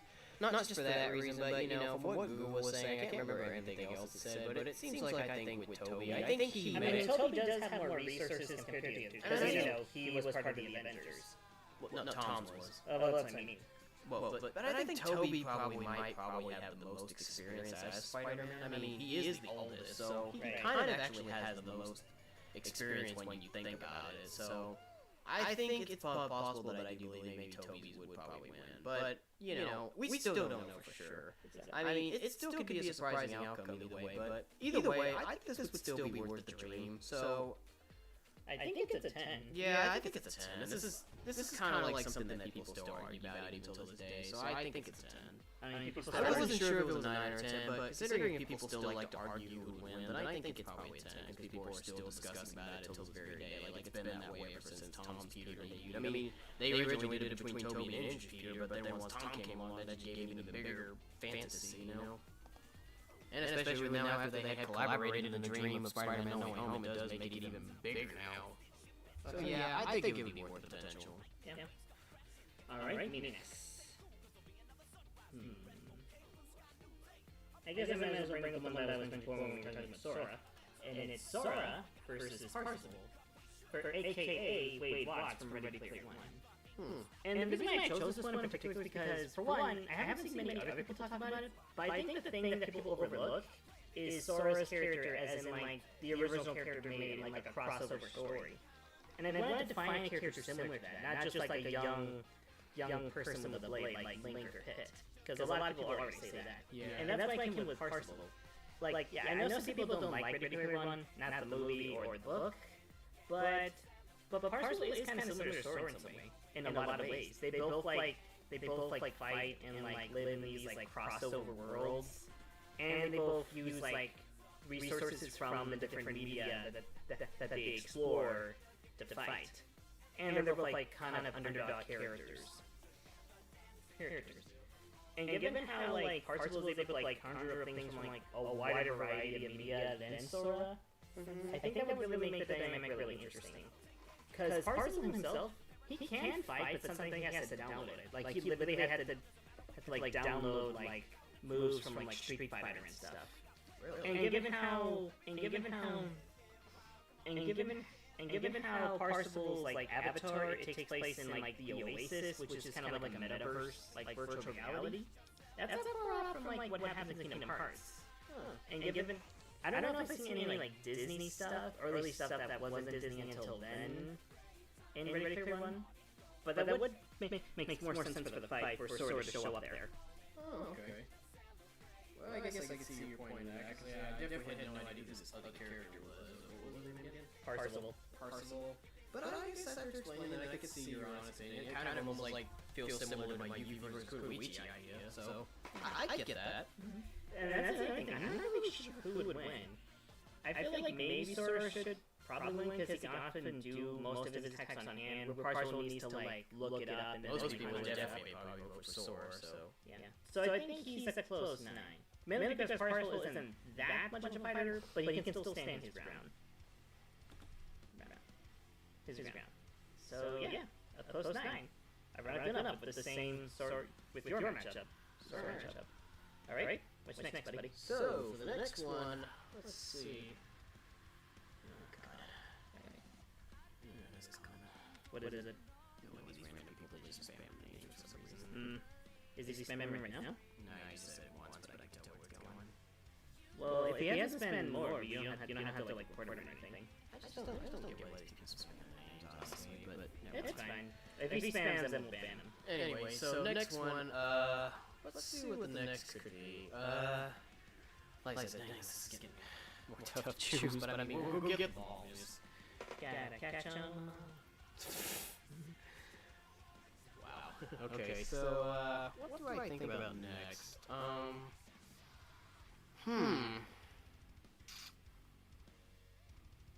I guess it would be interesting to wonder how things would go between Wolflink and Red 13. Now, Wolflink from Legend of Zelda Twilight Princess versus Red 13 from Final Fantasy VII. Now, we did talk about Sonic the Warhog versus Beast earlier. We did talk. Color did mention how I thought about maybe thinking Wolflink versus Sonic the Warhog. But you know, different scenarios came across, and Red 13 could be somewhat a bad person for Wolflink because.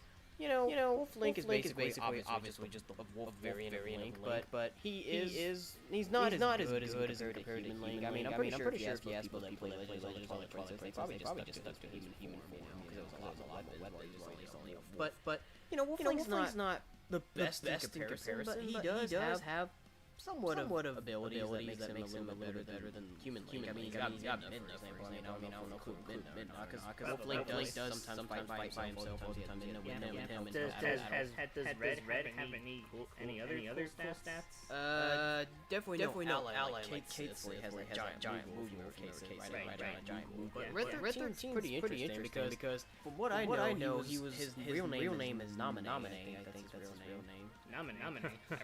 Oh no. Excuse me. Sorry, I thought King of Hearts. Excuse me. Sorry, wrong name. Similar names, you know. Yeah. What was it again? Hold on. Okay, you're looking at. Okay. Nanaki. So yeah, very Sonic Nanaki. Because I think that's his real name, Nanaki. And his story goes that he was abducted by Professor Hojo and turned him into his experiment, which gave him his name 13. So I don't know if it was meant to erase his memory as Nanaki. Like he's part of some I don't know if it's a religion or whatever, but you do explore it in Final Fantasy VII Rebirth as well as in the original game where he lived, and all that stuff and had his purpose in life. So yeah, I think he still maintains his memory even after his abduction. I'm not sure, but he's a pretty interesting character, and you know people still argue over to this very day on what animal is he, because some people think cat, some people think dog, because he kind of does look like both in a sense. I mean, he looks more like a dog than a cat, but he's never really been described as one of them. He's just his own kind of species of animal, I think. I don't even know if it's ever been explained what species of animal Red 13 is, but he is a pretty powerful being. You know, if you ever see him fight in like Remake in the original game, he's a pretty interesting character. He does have fire tail, so I don't know if he ever uses that, but Red 13 is pretty interesting character, and so I think he could probably do something for Link, you know. I mean, on his own, he's not even bad. I think it's better than Werehog versus Wolflink because Werehog is like bigger and stronger, and Wolflink, I haven't played entirely through Twilight Princess. He can do some neat stuff, but like it's not as crazy as like Werehog Sonic becoming Mr. Fantastic. Yeah. And Wolflink definitely is fun to play as Human Link, you know. But he still can't count Wolflink off. I mean, because he's got Midna too. Right. So yeah, I think this could have potential in comparison to Link and Sonic. This might be probably maybe a little better. I mean, it's more of animal. Yeah. Well, I mean, they're both animals too, Sonic and Link, but with and you know, it was understandable why some people wanted to see Sonic and Link like two characters train. But you know, in Red 13, while he's just himself, but I feel like he has a more grounded opponent for Link, you know, because I mean, it's kind of more grounded sense for legs. I mean, it's kind of joke. Never mind. So I think there's potential in this. I don't know where it would go. I don't know. Maybe if who would win. I feel like I want to say Red 13, but maybe Wolfling. I mean, it depends on if you include Min or not, because Min is pretty powerful. I guess I would say Wolfling because I haven't seen Red fight as much, so I just don't know. Again, we don't even know because we'll have to wait till we do these episodes to explore more then. But yeah, it's got some potential. I don't know about it being an all-time classic because I don't know if some people have thought about this. Maybe some people have. I'm not sure. I don't think I've seen it too often when discussed, but yeah, I don't know about how potential it'll be. But I think it might be like about an 8. I think. All right. A solid 8. Excuse me. Okay. All right. Me next. I hope y'all didn't hear that. Well, the mic up here. Okay. Well. I'm gonna go back to the Sonic characters and go with one that's a little obscure against a bit of a fan favorite. Sin from Murder Drones versus Infinite from Sonic Forces. Ooh. Yeah. This one's interesting. As again, I'm not a big fan of Infinite, but he does have a decent design, and his powers are pretty cool. The ability to manipulate perception and make illusions and stuff. That's pretty sick. And the fact that he came back in the Chaotic Space Files series was pretty awesome as well. Cool. I say he was redeemed. Sin is a whole other kind of worms though. If you've seen Murder from where again? Murder Drones. Okay. He does murder. Look crazy she looks. Yeah. She's basically like a possessed version of like this maid character. And she talks in like a really cute voice, but she is super creepy. In fact, how about I pull up like a clip just to show you real quick? Okay. Yeah. And plus it's from an indie animation studio, so it won't be copyrighted. Plus, if you guys follow Hope's Rimworld, she actually did a cosplay of Sin. Yeah. I really love Murder Drones. It was one of like the... It was one of the first indie characters I grew up with. And I think it's really underrated. Oh my god, you guys are playing in the background, ladies and gentlemen. Yep. YouTube, please let us get past this one. If we do this, we will meet questions. I mean, I really want to use music or music from the game. Okay. Because I don't think there's any covers at all, so this would make it harder. Well, it's video game music. Although it'd be interesting to wonder if we decide to make our own covers for songs. If we had like music artists and stuff, like ask them to cover this song, and we can make it safe for us on YouTube. I'm sure Anna would probably be interested in covering it. Whoa. Yep. Yikes. Oh, okay. Now I've seen this a little bit before. Yeah, that's more familiar. Weird glitching. Yeah. Internet. YouTube, everybody. Yep. Hey, let me see one with her in possessed form. Okay, I think this is it. Yeah. Here we go.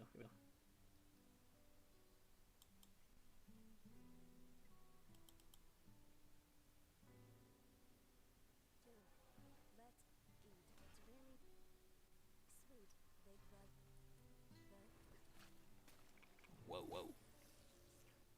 God. That sounds satisfying. Nope. Which makes I think that's good enough. Makes it all the more fitting for death battles. Yes. Yeah. Yeah. The reason why is because she's silly, but pretty dead. And that matches up with Infinite's more kind of more edgelordy style. And she doesn't really target perception, but she can do some crazy stuff. She could turn to like really weird monster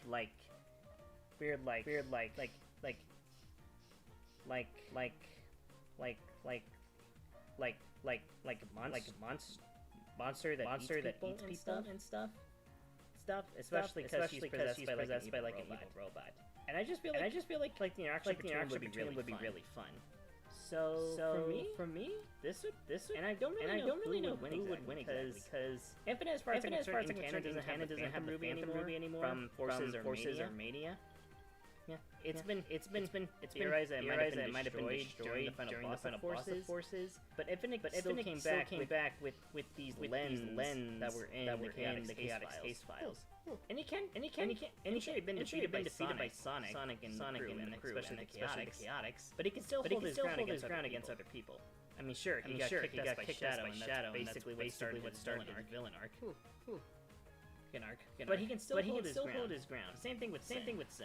She can do some crazy stuff.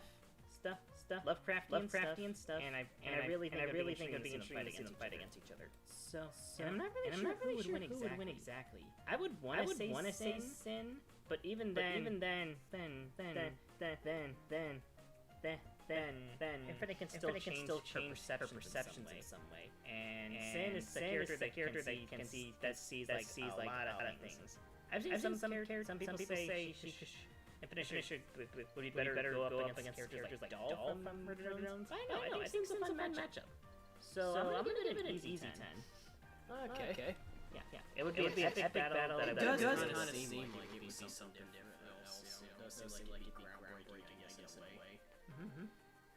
Yeah. Okay. What about you, buddy? Let me see. We only got a couple more left. Alright, so yeah. This is really catching on now. So for the next idea, this is something. What would I say would be next? Jesus, really something. These matches come here and go. So there's a lot.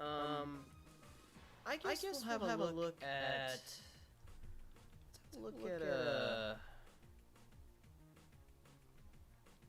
Let's take a look and see what the Incredibles versus the Fantastic Four is all about.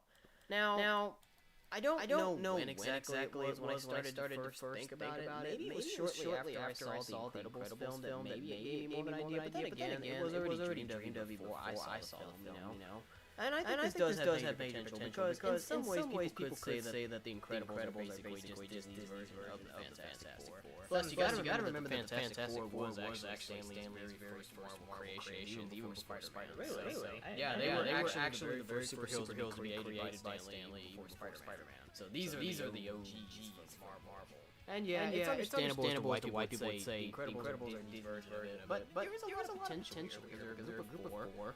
They're pretty much in the sense they're families. Well, one is a brother. One for the Fantastic Four had a brother and sister, all the others just like friends. But they're still family in a sense. I mean, they live together. And then the other one's a legit family of superheroes.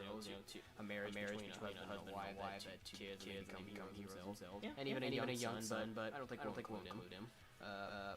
Yeah, because I think does the son even have powers? He does. Oh, okay. Yeah. Jack. And in the future, Fantastic Four does have a son named Franklin, but we're looking at the four, so we're probably going to Jack and Franklin. That's fair. I mean, it wouldn't be a bad idea, but I think it would be too harsh to see babies get killed, honestly. Because this is a death. I mean, to be fair, the boys kind of do that too. I mean, they use like a baby as a weapon. It's literally the exact same like they Butcher takes a baby and then like points it at people and then like shoots their eyes, laser eyes. Yeah. You know, speaking of the boys, want to know something funny? What? So if you guys remember, there was a video game, a VR video game based on the boys called The Boys Trigger Warning.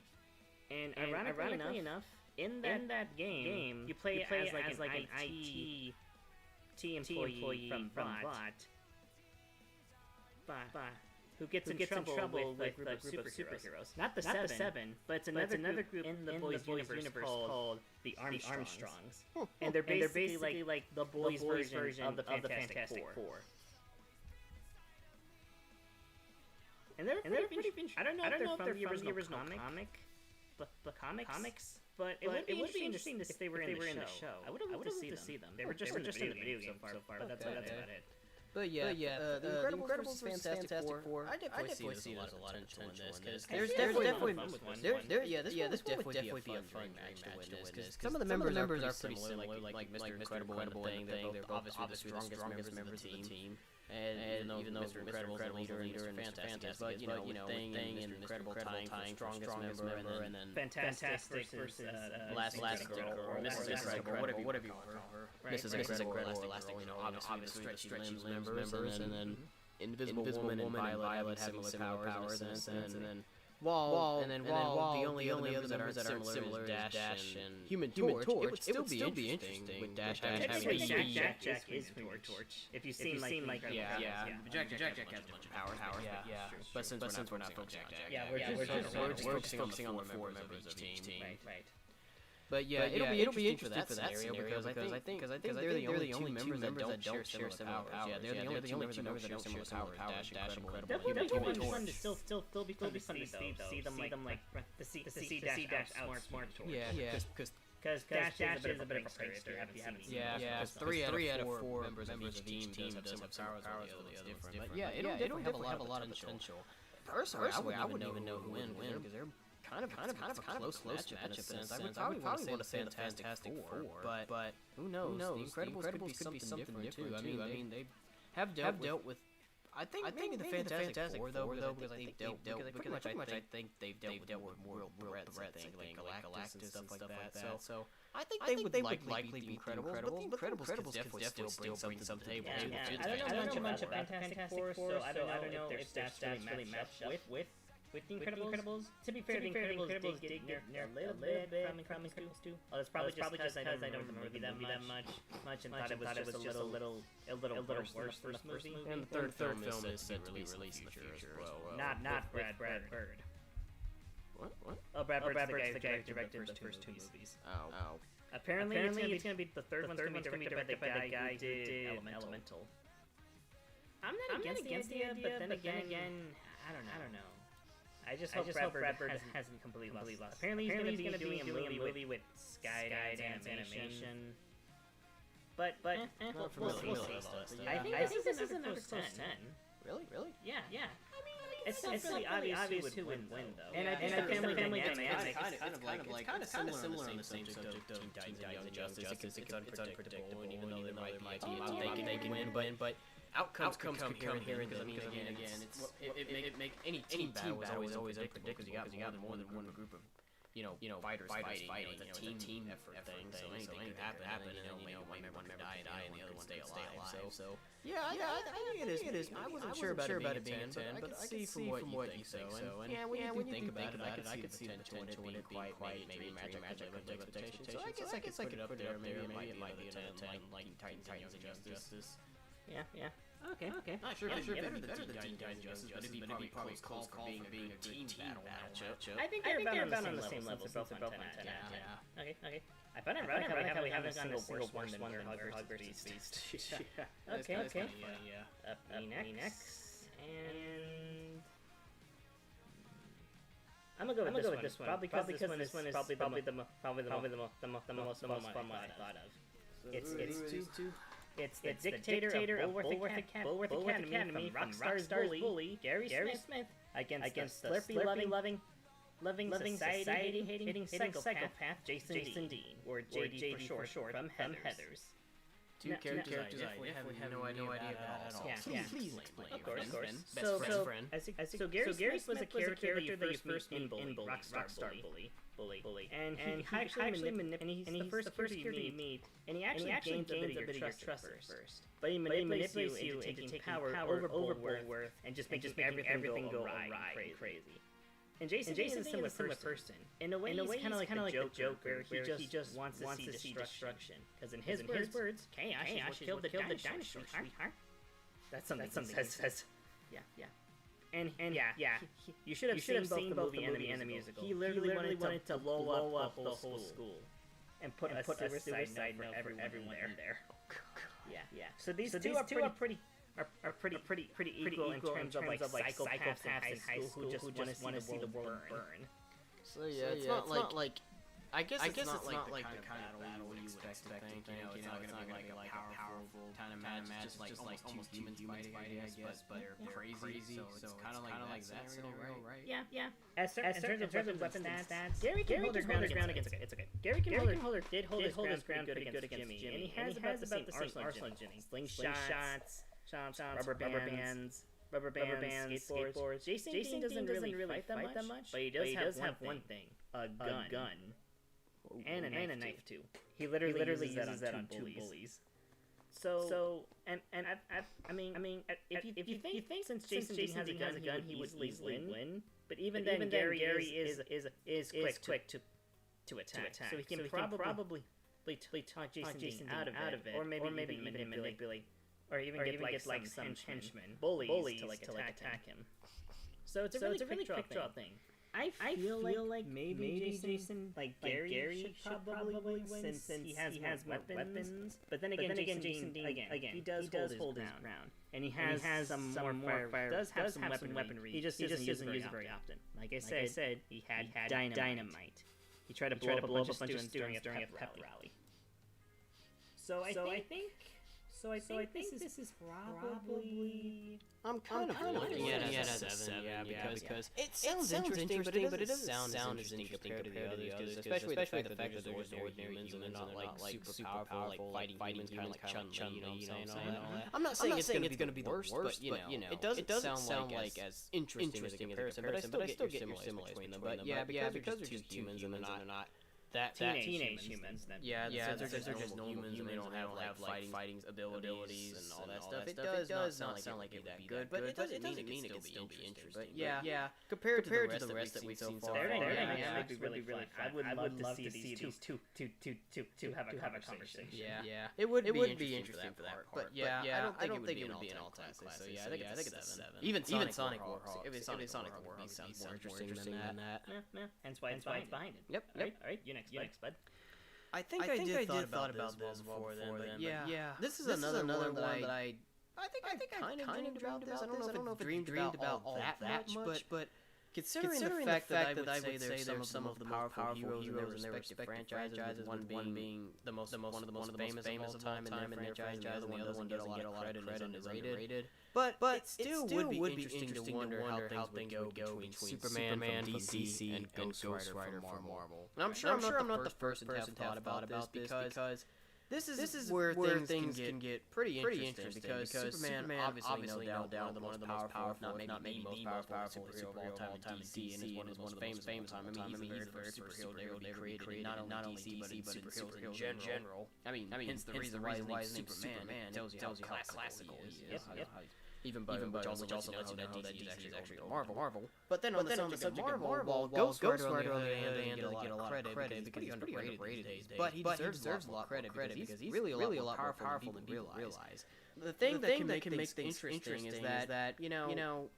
It would wonder how things would go because Superman obviously, you know, just because he's usually not meant to lose, he's reached his full potential doesn't mean he can still lose a battle, you know. Anytime they did that with Goku versus Superman, while they did confirm Goku beat him in 1-1, not death, but in terms of death battle, that's where it's different for Superman. Especially when Goku could take on any other form of Superman, but not the main one. Yeah. But still, don't think that means that Superman is completely unkillable. And Ghost Rider is almost the same as well. So in a sense, it's kind of like a battle between two characters from their respective franchises. It's almost hard to kill, but who's truly killable.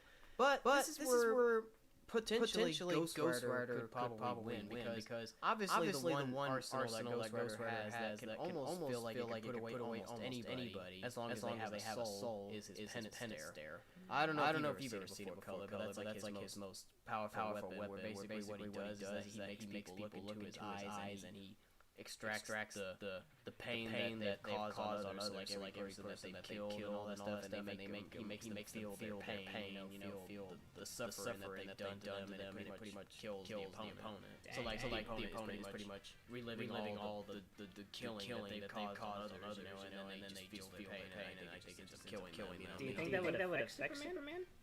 Possibly because Superman while he may not have always been known to kill, you know, unlike Superman from Injustice, that's Superman Rogue. But Superman still has done stuff before where he may have had forced to kill and stuff. I mean, for an example, there was Henry Cavill's debut as Superman in Man of Steel, where he went up against General Zod, and Zod was trying to threaten to kill innocent people with his heat vision, and Superman tried to tell him to stop, and Superman was left with no choice but to kill him, so he snapped his neck and killed him, and he really did not want to do it, because Superman tries to do the right thing. He may not be the smartest, but he knows from wrong as well. And similarly, I feel like even similar to Spider-Man, he may even know his potential as well, and he tries to hold back on his powers, because Spider-Man always does the same, because Spider-Man's way more stronger than you can imagine.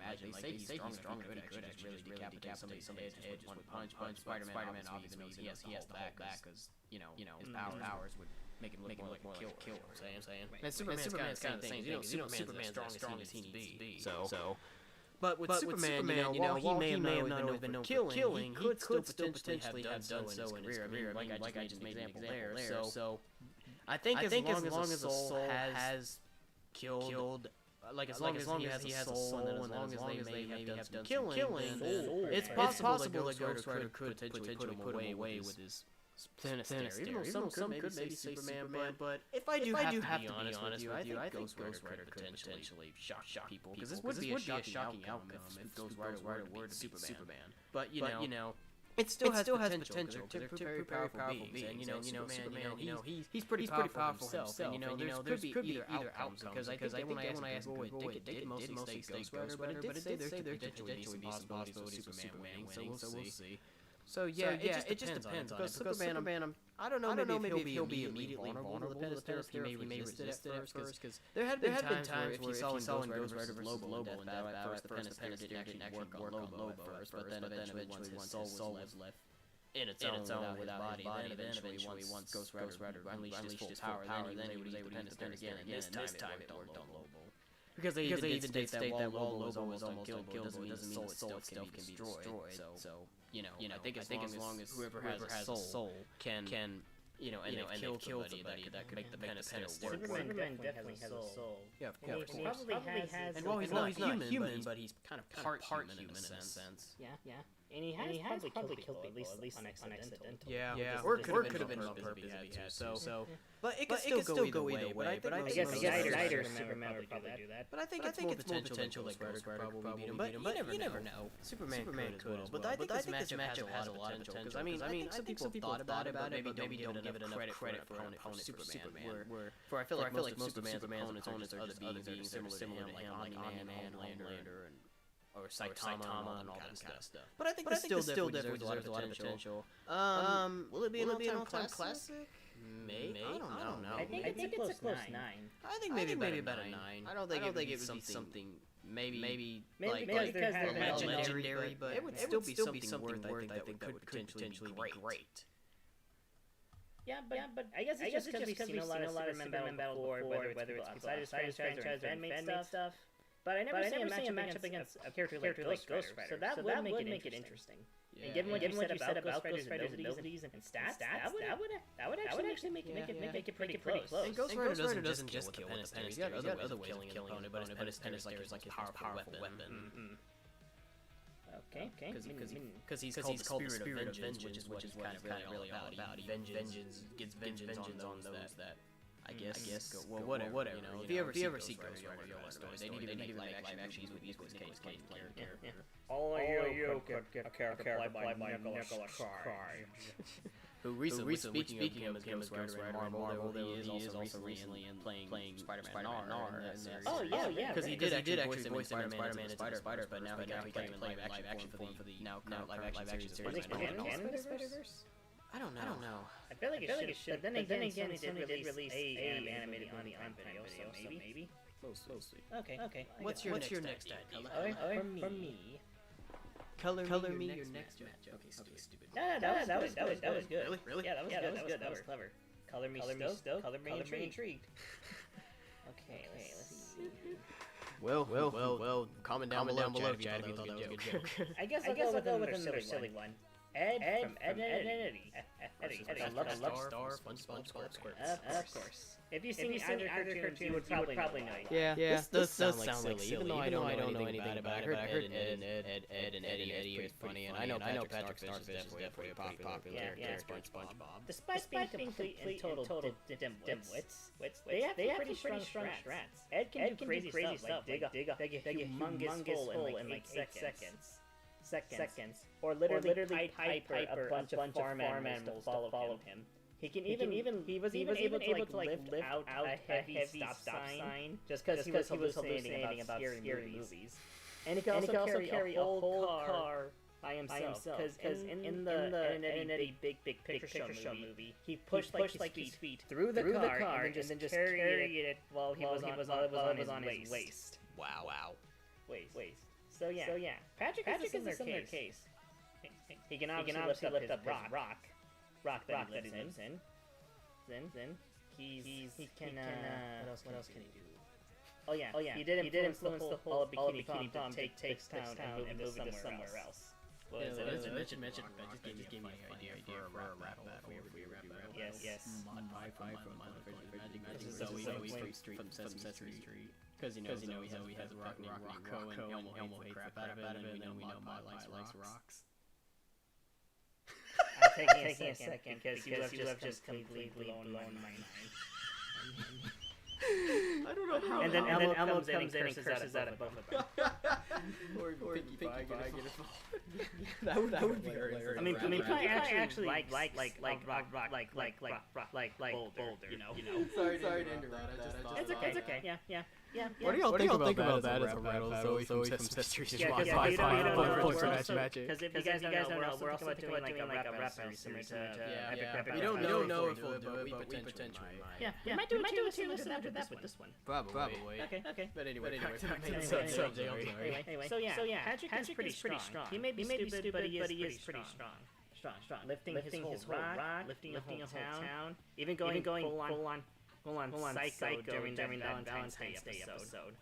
Both are pretty dumb, but are pretty strong.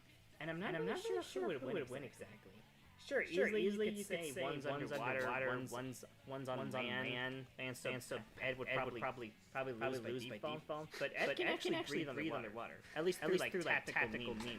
Sorry, those things just get stuck in my head. I know. Or even doesn't even have to know he's always from Sesame Street and Mod 5 just Boulder and Rock. Anyway, I'm sorry. It's okay. But this still sounds interesting, though, what you're saying. So yeah, I'm not sure who would win, because Patrick has ways to get out of the water and grow his size from what I see from a couple episodes. So it's not too intrusive. I think it should be a close 9. Because they can both do crazy stuff. Both are pretty strong and maybe a little lightheaded, but they're both lighthearted. But they do have a good heart. At least Patrick did for most of the first 3 seasons. Yeah. Alrighty then.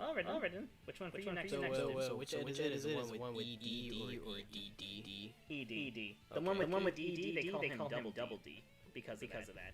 Double Ed, maybe. No, Double D. Okay. I could probably just call him Double Ed. That'd be funny. Anyway. Okay, I see your idea for that. Alright, so we're really catching on here. So let's see what we can do about for the next matchup idea. Let's see what Katana from Mortal Kombat versus My Shara Nui from Fatal slash the King of Fighters has in mind. Over there, Knuckles. Oh, right. This? Yep. Okay. So Katana from Mortal Kombat versus My Shara Nui. I think that's how you say her last name. Is Shara Nui or Shara Nui? I think it's Shara. I'm not sure. But she's from two games. From Fatal Fury and the King of Fighters. Fatal Fury is the original game, and then the King of Fighters is like a crossover thing. But part of it still, you know.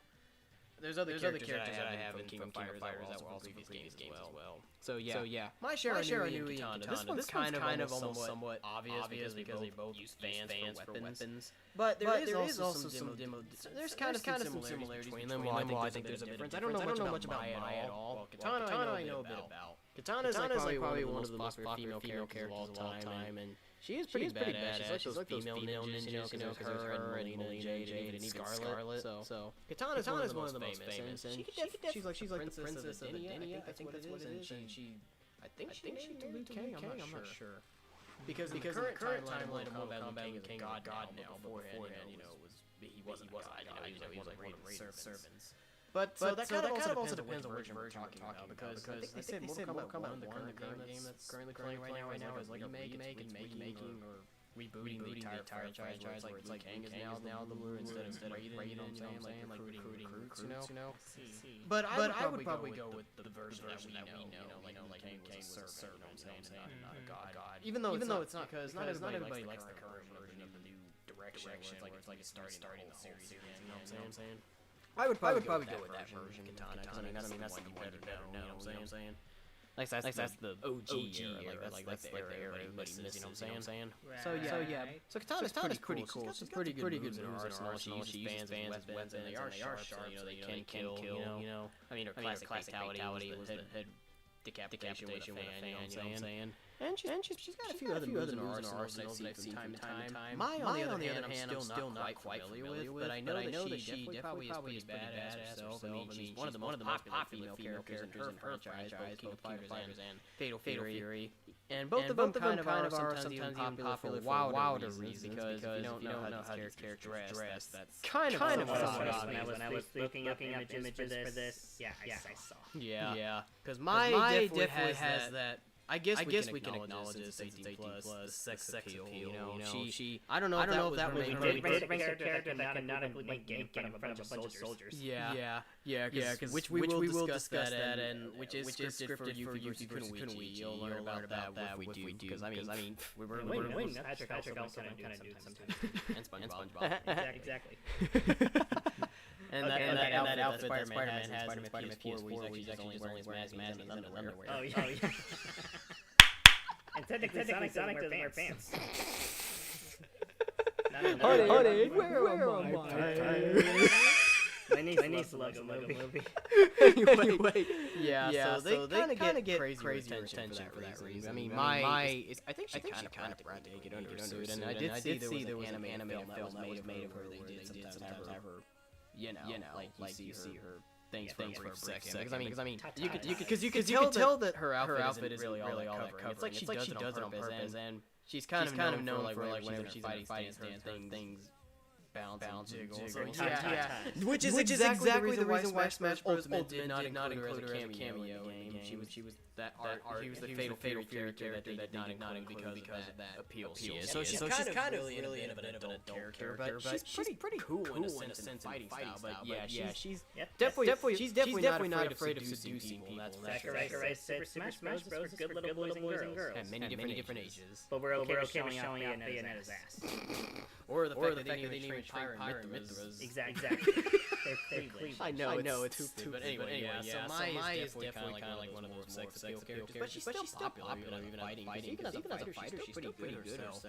But she's definitely kind of like one of those characters she could be interesting because she will try to seduce. She's not afraid of getting wow, like trying to get under your skin, you know what I'm saying? And Katana, I don't know if she does it all that much, but she probably might do the same, because this version of Katana that we included the thumbnail is Combat 9's Katana, which is where I think the Mortal Kombat franchise got the most sexiest female characters. Because if you ever looked at the costumes at all the female characters in the game, that was where they were going real full Mortal Kombat mode, you know what I mean? Because they were showing off their abdominal muscle and all that stuff. For some reason, all the female characters had abdominal stomach regions, abs and all that. Very muscular look, you know. Veins. So yeah, they were really going full on. And this was in 2011, I believe. This was when NetherRealm Studios first took over the Mortal Kombat franchise, Midway Games, and that was the only time they ever did that. Before then they started toning it down in Mortal Kombat X, and you don't female characters dressing like that anymore. So it's pretty crazy. But aside from that, Katana's a pretty good fighter. I mean, they're both interesting. They use fans. I think Mai only has one. Does she? Maybe she has two. I'm not sure. It would still be fine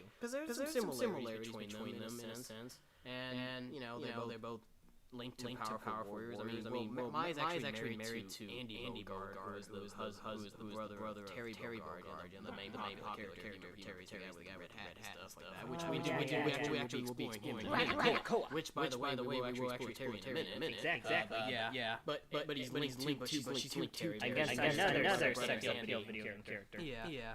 And then Katana, as I mentioned, is married to Liu Kang before in storyline. So there's some similarities between these characters, and I think it has a lot of potential. As an all-time classic, I don't know. Maybe could because I really know who would win between these two. Honestly, some people could probably say Mai, some could think Katana. This would be a very interesting battle. So, what'd you think? Would it be a 9 or would it be a 10?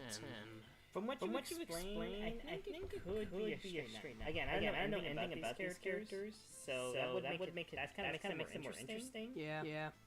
I feel in some ways it might even be more interesting than Chun-Li, Mike, because Death That'll do an episode between Chun-Li from Fatal Fury and King of Fire might end up beating Chun-Li. That was a good battle too, but I feel like this one could have more potential in a sense. Okay. I think good nine is good. Yeah, sure. I think Taking off on the nines. Yep. Alrighty. Now, me. I would have expected more of eights, but surprised we got some more nines going on now. Well, that's not a bad thing. Yeah. It isn't. Okay. Now, I wasn't even sure how many tens we were gonna have. Okay.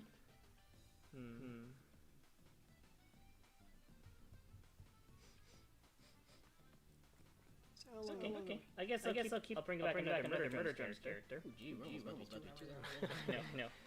This is taking a while. I mean, I knew my idea for 2020, but at least I gave it more talk. Yeah. Anyway. So E123 Omega versus Sonic versus Serial Destination N, or just N for murder. Yeah, we just saw that character in that video. Right. N is a pretty fun character. This is a pretty fun matchup in my eyes. Whenever I see matchups for N, I've often seen the number one I've seen was this one character, Ruby. I don't know what her name was. She's probably similar personality. But honestly, I want to see another robot fight. Yeah, that's understandable. And I feel like Omega is a great matchup because N, he is like the most dorkiest, socially awkward, like nerdy person you could ever meet. But at the same time, he has the same abilities and weaponry as a freaking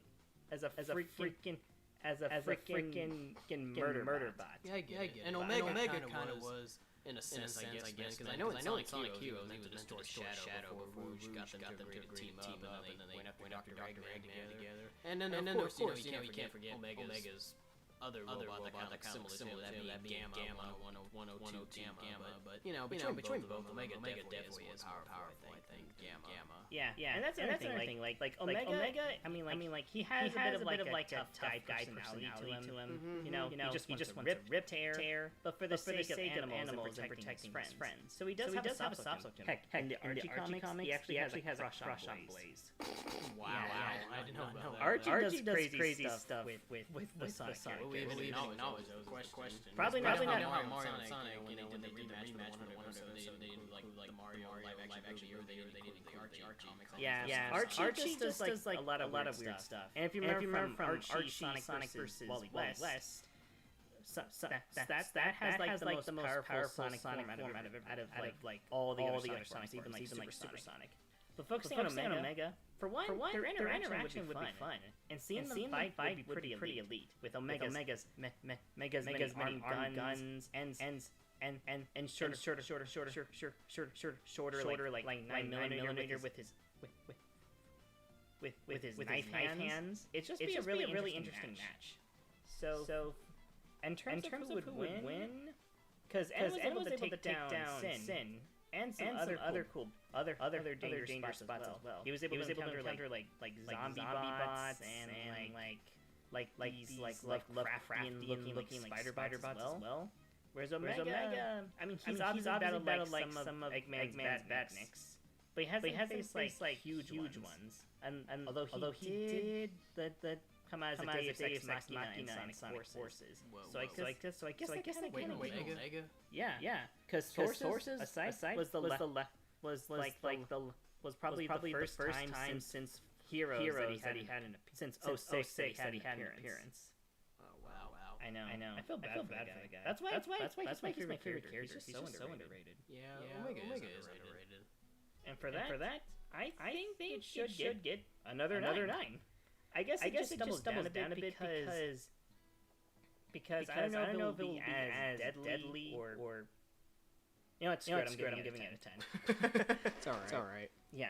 That's That's out of it because that's the music that's currently playing me again. Exactly. It's the music that played at the beginning of our stream. No, it's another Amagami song. I think it's called Kaku, something like that. But basically, it stands for confession because it's from the video game Amagami, PlayStation 2. Yeah, it's Koku. It usually just plays whenever it's like. I think it's usually in the best endings. I'm not sure. There's different endings because of the game, but this plays usually in the best ending for your dating at the end as the protagonist. They confess their feelings to you. All right, you're up. It's pretty emotional. I mean, just listen to that. Yeah, it is pretty emotional. It's got that really true ending feel. Which we might play this. Who knows? Because there are some music we are thinking about in season one. Yep. All right. So yeah, next matchup. Sorry, I was trying not to let this distract me. It's fine. It doesn't make me cry. It doesn't make me cry or anything, but just every once in a while. Lots of songs. Anyway, so the next matchup. Gee, this is really starting to get things here. We already said that plenty of times now. Let's take a look at the one that's kind of been on my mind for the last few. I don't know why it's been on my mind almost but I wanted to later, and I guess now it's time to look at it. But let's take a look at Sakura from Street Fighter versus Yuri from Art of Fighting and the King of Fighters. Another King of Fighters where she originally came from Art of Fighting. So Sakura versus Yuri. Now, in some ways, this one's kind of obvious. Not the outcome but in terms of maybe for some people when fight is obvious, they are dressed very similarly. Well, not this particular version of Sakura that shows. This is, I think, no. This is a Street Fighter 5. Sakura, I think this is the latest version of Sakura. She gets a newer outfit because Sakura's classic design from previous games. She wears like a schoolgirl outfit, kind of similar to what she's wearing here, but it was like a school shirt. It was white and it had a tie and it was a blue dress. I don't know how to explain it. And it was kind of like cropped up form. You know what I'm saying? So I think it was like a younger form. She is kind of young. She is kind of young. She is a teenager. So Sakura is kind of like a rookie in a sense because she's like a fangirl in a sense too. I think from what I found out where she loved Ryu and abilities. So some of her sets are similar to Ryu. Yeah, that's what she like in her classic outfit. So it looks more school. But she's still because I think she's still young. Yeah, this is the latest version. I do believe that's Street Fighter 5 Sakura. So still schoolgirl, but she's just a little bit older, I think. But yeah, Sakura's a pretty good character. She's pretty popular in Street Fighter. She's interesting. She kind of is similar. I feel like sometimes to other fangirl characters I can think of, like Marvel or even Miss Marvel. She admiring something and then she wanted to become a fighter herself. You know what I'm saying? So Sakura's a pretty interesting character. Some people unfortunately do think her for wilder because of how she dressed. So she's not as crazy as Mai because you gotta remember because I think Sakura's only 18. You gotta be careful with this character. So don't get too crazy with her. I mean, some girls like to dress. She's pretty popular character overall, despite everything. This is one of those characters to be careful with. Yeah, she looks like she would make a pretty cool cosplay. Yeah. So she's pretty cool. And then Yuri, on the other hand, I don't much. Yeah, Sakura's like between 16 years old. Okay, so she's different. She's got different ages. It says 15 to 16 Street Fighter Alpha 3 around 21 Street Fighter. Likely in her mid-20s. I think that says number 4, right? 21 Street Fighter. I thought it was 5. That's 5. I think the V stands for 5. Oh yeah. Because like Final Fantasy 7 has B and then 2. So I think the V represents. So I think that's 4 then, right? Or she said she's 21 years old. I think that's 4. I think I'm not sure. Anyway. So she's aged a bit over the years. So But in terms of like they do dress very similar. So for that part, it's kind of obvious to why see them together. But there might be some similarities. Again, I don't know much about Yuri. I do own a King Fighters game that Let me check something real quick. You can keep talking. Because I do own a King Fighters video game for the Wii that my dad bought when he went to GameStop, and it had like some of the classic King Fighters game that included Yuri. And I didn't play it all that much. I only played it, but it's fine. King of Fighters is a pretty good game, and I think there's some similarities between them, in a sense, not just in terms of how they dress. Because when you look at them, they do look similar girls because they wear red bandanas and they wear white. So there's a lot of similarities between them. So let me take a look between the similarities because I usually like to ask Google for advice on what they think between them. You know what I mean? Because there's very a lot of similarities between them. You know what I mean? So let me just have Google and see what they think about similarities between them. So let me just see. I'm gonna ask Google about Sakura versus Yuri just to get an answer. Just have to check if I lock something. So it's a classical schoolgirl rivalry matchup. Yeah, so both schoolgirls. While Yuri has better formal training, Sakura's superior latent talent, adaptability, and destructive potential, especially as dark Sakura, generally gives her the edge. So fans generally favor Sakura in one-on-one fight, while Yuri is often more disciplined. Sakura's ability to analyze opponents during combat, combined with her massive power boost, typically allows her to take the win. So apparently there's a bit of mixed here, as you can see. Yeah, I wouldn't be too sure. But I would think maybe Sakura could probably beat Yuri, but possible the other way around. But yeah, this is very similar because they're both fighters, you know what I mean? So there's some potential in this. I don't really know much about Yuri at all, and I don't really know much about Sakura. I know Sakura a little bit more than Yuri, but I think this is like a sort of a dream match in a sense. So I think this could have potential. So it's really hard to explain it, but this is a matchup I would still like to see and learn about if we decide to make this into a battle episode. So yeah, I think this has potential.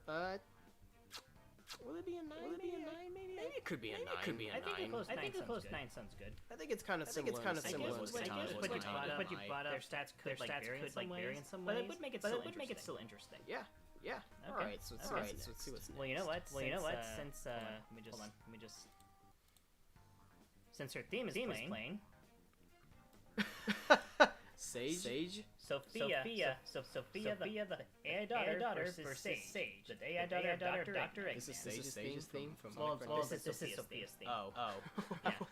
I didn't even know what the song was. It sounded cool. It is. It's from Five Strikers. Okay. So yeah. I really loved Sophia when I played Persona 5 Strikers. Her story was so engaging and emotional. It was probably the best interpretations of like the whole AI person learning feeling story that I've seen. I feel like that pairs pretty well with Sage, because if you played Sonic Frontiers, you would know that Sage is kind of like a daughter to Eggman. Yeah. She learns a lot about family, loving people, and the way she sacrificed herself in the game. Wow. Yeah. And the song that plays. Yeah, from what I know, she is powerful as well. I mean, it's not the first time we had like a surrogate son or daughter to Eggman. Because you remember like the Adventures of Hedgehog, there was that robot kid. Don't think I remember. I've never seen Sonic Adventure. So. Okay. Well, I mean like Adventures of Sonic the Hedgehog. You know the cartoon. The light robot kid. Yeah. There was. I don't remember. And then there was like this woman in the Archie comics. Apparently she was like in the future or something. And then there was Belle the Tinkerer, that Pinocchio-looking fuck from the IDW comics. And that was when Eggman lost his memory and was called Mr. Tinkerer. Mr. Tinkerer. I know. I guess Sonic kind of counts. But whatever. I feel like these two would be pretty matched because Sage is very depressed and way more down to earth. Where Sophia is very high-pitched, bouncy and stuff. And even though we never seen Sage fight, there hasn't been like a fighting stage with her. She can command things in a digital world, which is where the Shadow Thieves can't interact. The only place the Shadow Thieves can interact in person with Sophia, since she's an AI model. When they go in the real world, they have to talk through her phone. And they meet her physically in the metaverse. Not that kind of metaverse where a bunch of T-bros jerk off. I guess fine. This is 18 plus, so. Yeah. But we have Sage do crazy stuff in Eggman versus Bowser. She can command a lot Magnax. Yep. And I don't know if she can bring them into the world, but she was able to control the Titans, which Sonic was able to defeat, but she could still control them nonetheless. I don't know if Sophia would be a great match for them. She hasn't really encountered a lot of giant enemies other than some of the huge monsters based on like the villains who had their hearts taken over. But she would still be an interesting battle. And the dynamic with them being both AI creations trying to learn about humanity and everything. It would be amazing. Zing. I think I could see it later where you're going. So for me, I don't want to do an. Thinking an 8. Or at least maybe a 9. I don't know if it deserves 10. I don't think it deserves 10. So yeah, I think a straight 9. A straight 8 would do. Okay. Well, it had been a little last time with an 8, so there you go. Alrighty then. Alright, so for the next one for me, this is really where things are starting to rack up. So,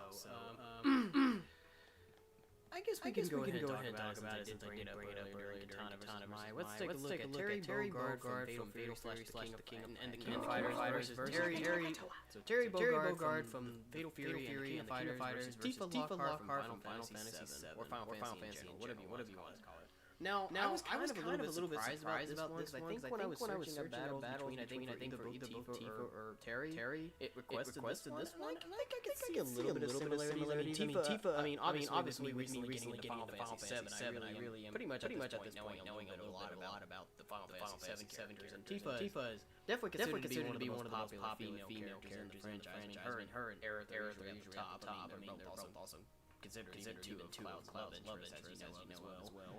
But yeah, Tifa's pretty awesome. She's very powerful. She's quite the strong fighter. She definitely has a lot of combat expert. She's pretty awesome. And Terry's kind of the same thing, and they're both really strong. So I can see why some people want to see these two in particular. I think there's potential in this.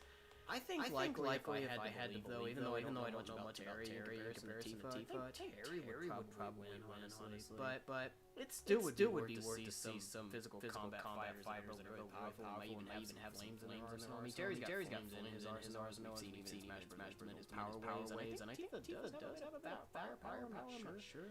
I have no idea. Some kind of fire. But there's some similarities between these two. So I think it has more potential to see where this could go. I mean, this is really quite interesting in a sense. I wouldn't have expected this. Because I do have some other ideas for Tifa for battles in All-Star Carnage. And, these two characters have also been featured in Death Battle, where Terry took on Ken from Fighter, and then Tifa battled Yang from Ruby. So. And it depends on how it goes, because I know that in Death Battle when they did Yang versus Tifa, they didn't include the weapons that Tifa gains in the Cydia Final Fantasy games, like crossover Final Fantasy characters from different versions of the game, you know? She gets like gauntlets, whatever, which she used her fight against Yang, but still lost anyway.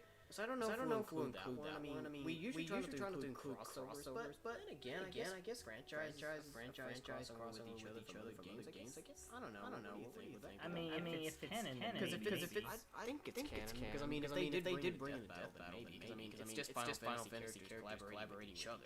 It's not like Kingdom Hearts. Exactly. And then Terry's had his history a bit. I mean, there's also Fighters like crossovers. There's that too. And then he was from Fatal Fury. So that's possible. But yeah, there's potential in this battle. I don't know really much how to discuss about this. Tifa, as I mentioned, is one of the most popular. Terry's like the face of Fatal Fury, Fighter, some would even say. And Tifa, she's up there with, I think in my opinion, if I had to pick the top 5 most popular characters of Final Fantasy VII, or maybe be considered the best characters, probably Cloud, Sephiroth, Tifa, Aerith, maybe even Eve. I feel like those 5 are probably at the top. Tifa's definitely at the top in terms of most female fighter. Aside from even the fact how she dresses too, because I mean, Tifa's definitely one of those characters that unfortunately gets those kind of crazy thoughts. I mean, it's kind of lots of fan arts, lots of cosplay. Even Death Battle made the joke about it during Tifa, where Boomstick kind of kept secretly alluding like she was going to refer to her melons. Yeah, because I mean, if you know Tifa's things are kind of, but obviously that's not important for us. I mean, females are just like, you gotta respect how they are in real life, you know. But aside from all that, she's still kind of reminds me of like the interview that lady did, where she was this is why I fucking hate video games, because it appeals to the male fantasy. I can understand that. Well, at least we're not like this. Yeah. I think Terry versus Tifa has pretty good potential. I really don't know where to make this could go either way. I feel like I want to say Terry would probably win, but this would be interesting. I mean, it's not a battle even I would have maybe had thought about when I was searching idea matches for these characters, but I think it's got pretty good potential. It might be probably one of my favorite Tifa. Well, I mean, I put it up here, so it's probably one of my Tifa favorites because I do have others for Tifa, and I don't think I have for Terry, but I think it's got major potential. There's similar fighting styles, I think. I don't know if they have the exact fighting styles, but similar between them. So, I mean, what do you think? I think it can be pretty close. I think it's probably a 9 too. All right. Yeah. I mean, I think that's pretty good. Again, I don't know much about Terry. I know some about Tifa. I don't know how, but I have Terry fight Smash Bros. So it would be interesting. Yeah. I'm getting a phone call. Not to mention, Terry is one of my favorites playing Smash Bros. Ultimate. Hey, Puppy, what's up? Not much, Puppy. What's up? I'm at Steph's house.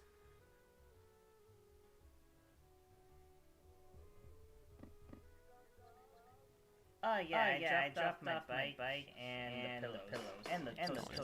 Dad, by the way. Oh fuck! Dang it! Sorry, Puppy. Don't worry about that, ladies and gentlemen. I had a bit going on in the morning, Puppy. I had to drive back from Mel's to get to Navarro to do something for financial aid, and then I had to your house to drop the bike and everything. Alright. Sorry about that, Puppy. But hey, at least you got a toaster now. No one stole anything, right? No one stole anything, right?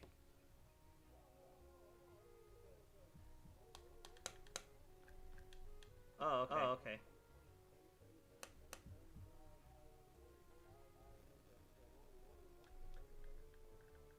Okay. Alright. Alright.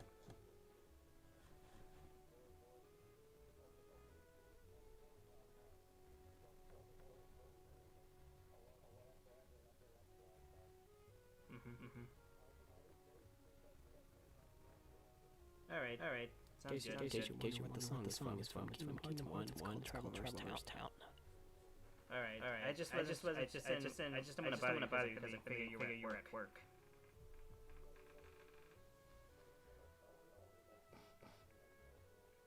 Alright, Puppy. Okay, Puppy. I understand. Alright. Okay,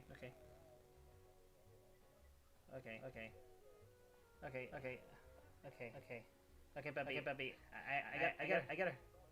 I don't know. Yeah, I gotta go. Sorry about that. It's okay. Okay. For me? Yeah, everything's good. Okay. So as I said, Tifa versus Terry, 9 out of 10. Alright. For me, I'm gonna go with. I think. Honestly, this one might be my favorite. Your personal favorite? Like, yeah. Maybe an idea. Who is this? Sweeney Todd of what's it called? Street versus the American Psycho of New York himself, Patrick Bateman. Let's see what you think about this one then. Yeah. I feel like it could be for one, I saw the battle between the two guys, and it was super close. And I thought, what if they actually battled each other?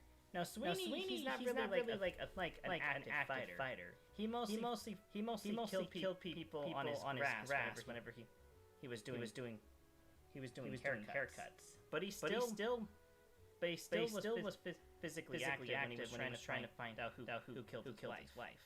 And Patrick Bateman is actively physical. The way he throws his axe at Paul Allen and he runs away from the cops and how everything might have been him when he confessed his crimes. That was crazy. And I feel like these two would be pretty hand to hand each other because they both feel out of place society. They both want revenge. They both want something out of the world. It's just so close. And I don't know who would win. I feel like because Sweeney could easily sway Patrick into getting a haircut. Because if you don't know Patrick Bateman, he's basically the the American Psycho film at first was kind of criticized for being kind of sexist for how it portrayed men as like these like big macho businessmen. But it actually held up pretty long today because a lot of people like the commentary of those kind of people. In fact, some people. In fact, he's kind of became a meme. He's kind of become like the picture definition of Giga Chad. Giga Chad, what is that? I think I've heard of that, but I'm not sure if I know what it is.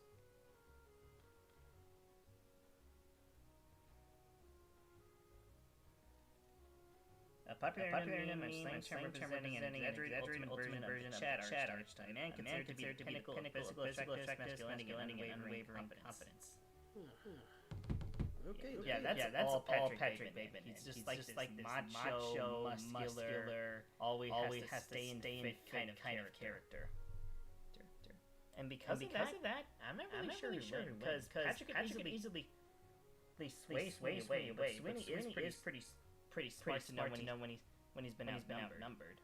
So I'd say it's a solid 10 in my eyes. Really? What do you think? That sounds pretty interesting. I mean, I wouldn't have expected you to think of a matchup like that.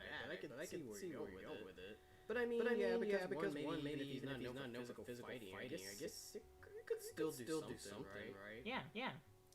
And I could see where you get it from rap battles, because I mean, I might have came with some ideas myself, maybe rap battles or so, I don't remember, but I'm probably gonna guess I did. But I guess I could see your opinion on it. I don't know. Because I can't really appropriate it. It's hard for me to rate something character with. If you think it's a 10, then all right. I can see your direction of things. All right. You buddy. Alrighty. So let's see what we do. I guess we'll do this one next. I kind of felt like maybe we should have discussed this earlier, but it's alright. But this has been something I used to even dream of back then when I was doing this on my Instagram polls, when I did like predictions, and I still be curious to wonder how things would go between Knuckles the Echidna from Sonic the Hedgehog versus Raphael from Wait, hold on. Oh, you have a song to the games. Yep. Let me see where it is. Here we go. Oh yeah, the theme. We played it earlier. Oh boy. Knuckles. So Knuckles versus Raphael. This is kind of somewhat of an obvious matchup because they're definitely extremely similar in the way. Not just the fact that they're red, but they're tough and like characters. They really up their strength. And can be pretty hot-headed and even judgmental towards their certain people like Knuckles more towards Sonic and Raphael even Leonardo's leadership. And they kind of be manipulated sometimes. And they can sometimes be manipulated. Knuckles has been manipulated by Dr. Eggman before to fight Sonic, and then Raphael maybe has been manipulated a few times. I mean, I know in one of the comics one time he actually not became Shredder himself. So it's crazy to think about. So they can be hot-headed, and they can be like characters that could potentially turn evil. And in a sense, they kind of have that. I mean, they're not really like villains can potentially be that way. You know what I'm saying? So there's similarities between these two. I really don't even know who wins in this one. I feel like people would just say Knuckles because I think he's strong. Yeah, he's I mean, Raphael may have his katana size. Size. Okay, his size, but he doesn't really use them for cutting, and they're not really known for like, and despite being like the hothead of the group, cool but rude. Yeah. Rude. But he doesn't really. But there have been a lot of. I haven't seen a lot of iterations where his strength is truly shown. Whereas Knuckles basically uses them to full advantage, whether it's breaking walls, whether it's digging. Yeah. I mean, like the song says, he likes to flex his muscles. Yeah. Because Knuckles, there has been times when Raphael almost killed, but he managed to. I mean, if we're talking in a sense of killing in general, he may not kill anybody, humans or maybe even mutants, maybe even Nickelodeon. But then again, they have cut down the Krang, even though that's not killing them, they're not going brains, but you know. So maybe, I mean, Ninja Turtles 2012 Nickelodeon show was kind of meant to be somewhat more I mean, it was meant to be for a bit of an older audience, but it was kind of technically for kids. But there were some dark stuff in the series as well. Yeah. I mean, probably would have been more dark from like the comic version, right? Because there has been some deaths that have been involved in comics and some of the series and stuff like that. So it's entirely possible. But yeah, Knuckles is stronger, so he definitely holds that advantage. And yeah, like you said, I think I do believe Knuckles will win, but I think it'd still be interesting to see. Yeah, it's still be a fun fight nonetheless, and fun interaction to boot. Two hot heads against each other. Yeah. I think Knuckles will be Raphael, but I think it would still be an interesting one. So yeah, I think. I'm thinking probably 8. Yeah, I think Raphael was Knuckles Raphael would be an 8. Yeah. I don't think it's definitely as high as the other ones, but it still has major potential.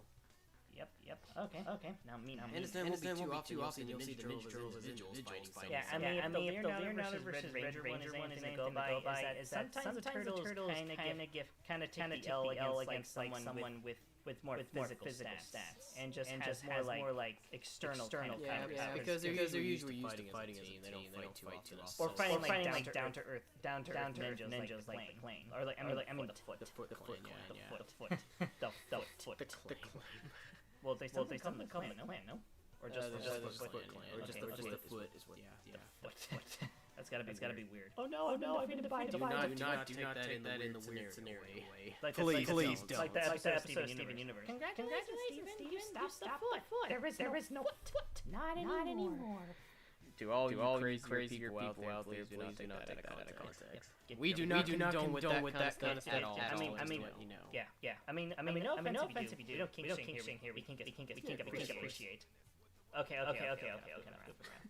I guess I'll go with I guess I'll go with one that I have actually been spinning for a bit.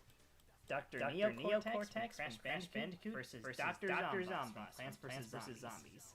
This I have no idea about, but it looks interesting. Yeah, ever since I saw Bowser vs. Eggman, I really wanted to do another big name video game villains going against each other. At first, I was gonna put Cortex Ripto from. Oh my god, it's free to play. Well, no, I wanted to like shuffle. That's funny. Same again. Okay. Is it gonna shuffle? Maybe if I like. Hold on. Or you could just play the list of the. Well, I can't because you saw like how buffering, right? Oh. That's why I downloaded them. Okay. Sorry, I mean we don't really have that play, but we like to because it's just nice background, you know. Yep. Instead of just being silence for like the whole thing. Yep. Okay, there we go. Anyway. But the thing is, Ripto doesn't really have a huge army. And sure, I know that Ripto and Cortex have canonically met up with each other, because remember Crash and Spyro had games on the Game Boy where they went into each other's worlds, and Ripto and Cortex team up with each other. But again, Ripto doesn't really have a big army. I haven't played Spyro, but I have research, and he doesn't really have an arsenal or a huge pack of enemies to work with. What do you mean? No, I just want to see base camps. I mean, you'll see. Yeah. Oh yeah. See, it's sublime. Anything I do here doesn't affect. Okay. Anyway. Sorry, I just wanted to see our looked at more of the possible opponents. And they varied sometimes. Sometimes it's Batman, sometimes it's Chaos from Skylanders. And I can understand Dr. Eggman. I want to do someone like different, you know, not just another like doctor character. I get it. But then I saw Dr. Zombie, and I was like, ooh, this can actually really work. Two evil masterminds going at each other. And the thing is, Dr. Zombas's arsenal is elite. Not only with just the mainline zombies, but just how they look through different times of space and time. Because if you play Plants vs. Zombies 2 at the time, you would know there's different version types of the zombies. And not to mention, Dr. Zombas has like a bunch of different robots that you fight in there. And Cortex too, he has like a huge pack of minions, and they're also also powerful in different ways. And at first I was kind of crossing about it because the zombies like they're deadly, like they can kill you and stuff, but you know they got defeated by plants. Freaking sunflowers and literal pea shooters. But then again, there was like the Garden of Warfare game. where it was a lot more serious. It wasn't just like a simple like app game where it's touch and drag. It actually felt like lethal weaponry, and they actually stood their ground more than how they do app game. So that puts them as a good matchup between Cortex's usual henchmen. As for Win, again, I want to say Cortex because again he has like an army full of more people where Dr. Zomba just has like mindless zombies. Can still hold their ground, but they're mindless zombies. But then again, they did. I think Cortex did fight a bit with the undead and felt like a. Oops. Sorry. It's okay. Trying to adjust it. It's fine. Okay. They try to like with like a tribe and stuff. See, Cortex himself he's sometimes pretty weak. He pretty much gets outmatched in a lot of different territory. Alright. But still, it would be interesting. Ironically, it does sound like it has potential. I mean, I'm probably gonna think maybe some people wouldn't have thought about it idea, unless. I mean, nobody thought of Konoichi Yuffie. Yeah. So I think it's probably just an 8. Yeah, it sounds like an 8. Again, I think it has potential just as epic and awesome as Bowser versus Eggman. But that's just me. I guess we'll see. Yeah. But definitely not like an all-class like a third we got 9 10. Speaking of that, though, I guess we could talk about this matchup next being because this is a dream match, and that'd be the Black Widow from Marvel versus Sonya Blade from Mortal Kombat. This is definitely no doubt one that people have definitely dreamed about time and time again. And what I can definitely say is they're both very similar in a way. In terms of fighting style, while Black Widow is a spy and Sonya Blade's more like a soldier, I guess, in a sense, like a military woman. They've kind of got similar arsenal, they got some similar weapons and stuff, and it could definitely make things for a great matchup. I've already probably believed for a long time that Black Widow probably might come out with W, but it would still be interesting to see how Sonya Blade could hold up against Black Widow. I think there's really major potential in this dream match, I'm not too familiar with them. I mean, I know a bit about them because I've explored Mortal Kombat a bit decently, and I've explored a little bit of Black Widow from time to time over the years. But, you know, I still think it would be Widow, because I think Widow's got a lot more weapons in her arsenal than Sonya, I think. And I think she's a bit more well-trained in comparison. I mean, I don't know how long they trained for. I think they've almost... I don't know. I think Black Widow's trained since she was like a teenager, and then Sonya, I don't know how, but... I think Black Widow has at least more experience. I mean, with her teaming up with a team like the Avengers and take on threats, I feel like that gives her a bit of advantage compared to Sonya. I mean, Sonya's dealt with threats before, like Shao Kahn and stuff, but with Black Widow being in a team of superheroes, I feel like that's something, you know? I mean, she's one of those heroes where she's not even like powerful. She has no power. She's just human with like supernatural like abilities, like fighting styles, weaponry. So she's kind of in a way sort of Batman in a sense, you know. She's not really meant to be like Batman, but you could think of it similar that way. But yeah, I think Black Widow would beat Sonya, but I still think there could be potential in this dream match. I mean, there was other matches I could have thought of Black Widow and Sonya enjoyed, but I think this would still be worth it. I mean, this was a battle that I originally didn't even list in my All-Star Carnage matchup ideas, but I was like, you know what, screw it. I would maybe see how things play out. Because I just felt like it would be somewhat predictable, because I think for some people it would be ridiculous, I think most people would like Widow, but you never know how things could roll out, so I think it has potential. Will it be an all-time classic? Not sure. Maybe it could be worth the dream match, but I don't know if it would be like maybe I don't know, maybe if an all-time of the best, but I don't know. What do you think about it, Color? I think it does sound interesting, but from what it seems like Black Widow just has more of the edge compared to this character, to Sonya. But I think it still would be interesting, because I don't think I've seen a lot of Marvel versus Street Fighter matchups. Oh, Marvel versus Capcom. Marvel versus Capcom. Sorry. Well, then again, there was Marvel did actually have a match Street Fighter. Yeah, that's right. I forgot about that. But still, Marvel versus Combat maybe. But still, again, I don't know much about her. So it does make it somewhat interesting. But if you really feel more confident that Black Widow would win, then I guess that would make it less interesting. I think it's probably like a solid 8 again. Yeah, I guess so. Again, these seem like interesting characters. It would be fun to see them fight regardless. They're ready. All right. Now Minix. Okay. I guess I'll go with one of my other silly ones. Oh boy, this will be funny Yep. too. Austin Powers. The Spy Who Shagged Me versus Frank Drebin from Naked Gun. So obviously, if you've seen either movie, you would know the basic comparison and matchup is just these guys. They're both parody versions of popular characters. Austin Powers parody of like James Bond. Frank Drebin is not really a character, but he's meant to parody like serious cop shows. And I just feel like it would be interesting because Frank Drebin, he has like an interesting arsenal similar to Austin Powers in some ways, where they both have some weapons that vary in like silly ways. Austin does have a bit of his sex appeal. Oh, behave. That's what it says. But I think it's still putting me out. I haven't seen many of the Naked Gun movies. I have seen the recent one with Liam Neeson. But from what I can tell, from what I tell, Frank Drebin, he's often like outwitted in some ways, but he still can handle his ground. Some are just the same way Liam Neeson can. And apparently he even knocked over O.J. Simpson. I don't know about that, but whatever.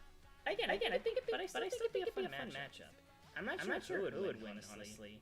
Because Austin obviously can't like swoo Frank Drebin away with his sex appeal, but or even Mojo.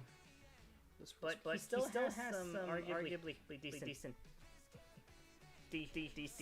like strength up to him. And Frank Drebin, while silly, he still can hold his ground with his action skills. Even if they are a little exaggerated. So I think it's probably a solid 8 again. Alright, sure. Let me check quick. Alright, just a few more to go. Robert said what also you two sound echoey? Why are we echoey? Are our microphones echoing then? Yeah, let me check. Don't know how long ago you said that, but I guess apparently it's saying. Well, does that tell you the time? We're like 2 hours and 38 minutes in, so... Okay, let me just check real quick. Because the longest time any stream for hours ever lasted was like 33. What? It is? Okay. Oh god, it's probably because of the camera. Hold on a second. Yeah, we were looking at our own stream chat. Check it out. Nope. I just wanted to capture the video. That's all I want. What the heck? Well, that's weird. Okay, I think that probably fixed it. Can you guys let us know in the chat? Well, I guess I can look on the phone myself. Okay, I think that probably fixed it. Can you guys let us know in the chat? No. I guess I can look on the phone myself. Can you guys let us know in the chat? Okay, this is weird. This never happened before. Sorry about this. Well, this definitely never happened before. Okay, here. We're almost done too. Okay, there we go. I think that's good.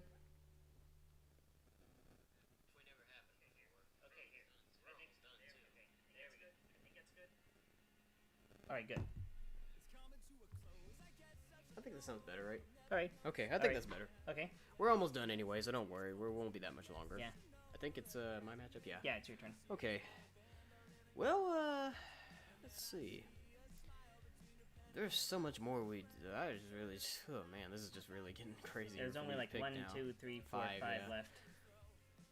I guess we'll take a look at one of the matchups that were one of my first few I put in the Google Doc list. So let's take a look at Shadow the Hedgehog from Sonic the Hedgehog versus Vincent Valentine from Final Fantasy VII. Wish I had all of me downloaded. I don't know if this has been put in Shadow or Vincent's tier list. I think it has. I'm not sure. Maybe I did search up one of them and maybe it was requested when I asked Google, because usually the majority of these character battles I usually get from Google. So this one, I think it's got some pretty interesting potential. I mean, they're both pretty dark. You know, they're very serious characters. I have seen some how very tragic Vincent backstories. acts it in like the Having Children movie, so I can tell he's like this like serious like dark lordy kind of character, kind of like. And you even learn a bit about his story in the OG FF7 in 1997, and you learn a little bit about it in Rebirth. But I think maybe Part 3, maybe you might explore a little more.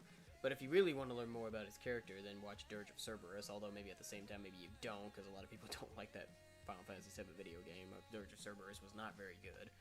But it was meant to serve for Vincent's story, because, you know, Advent Children was like the end of Cloud's story, so Dirge of Cerberus came after Advent Children, and it was more like about Vincent, but like I said, the game wasn't really executed correctly. Right. Wasn't executed that good, but that's where you can learn more about Vincent's story, though. But even though it's a bit of it was explored in the original 1997 game. But anyway, so there's similarly in a lot of ways. I think some people say Vincent is a vampire. I don't know if he technically is, but he does have the ability to transform into these forms where he can become a beast, and he can, like, be a chaotic form of himself, which is also something that happens in Dirge of Cerberus. So he's kind of a, I don't know if I want to say he's a hybrid, maybe. I don't know if that's really the right way to describe him, but, you know, he's kind of like a creation because he used to be a human that was part of the Shinra Turks before Professor Hojo killed him, and then along with his love interest that also ended up marrying Hojo, Lucretia, who people hate, they, I guess, rebranded him as the way he is now, so he was, like, kind of brought back to life in a sense. And then we all know Shadow's backstory. He's kind of got a similar tragedy where he was created many, many years ago by Dr. Gerald Robotnik. But then, you know, and he used to be friends with Maria, the daughter, but then, you know... Wanna know something funny? Hmm? When I was looking through Aerith's, like, fandom death battle list, one of the possible opponents was Maria. Yeah, you did tell me about that, but yeah, for those of you didn't know... But that will probably never happen, though, because that's way too obvious. Can't fight. Yeah, like, come on. But I get why some people share the similarities, though. But anyway, yeah, so Shadow's got a similar backstory. He used to be friends with Maria, and then the FBI tried to hunt them down because Gerald was kind of a villain, and because Maria was the daughter, they went on a hunt to try to destroy the project. I think Shadow, but Maria made the final sacrifice to launch him to Earth, and even it's explored in Sonic X as well, where... there was an FBI soldier that managed to get in and threatened Maria to stop what she was doing, but obviously Maria, being true to his friend, did. Japanese version or 4Kids? Don't know, maybe both, I don't know, because they showed it in Sonic X where that soldier actually ended up getting discovered years later, and, you know, he regrets that he did it, but, you know, like, she made but, you know, despite the FBI soldier's warning, Maria did the final sacrifice to send Shadow to Earth, and then afterwards the FBI actually shot Maria, which is a very dark story that, you know, a full-grown human soldier killed an innocent young girl, so it's very, very dark.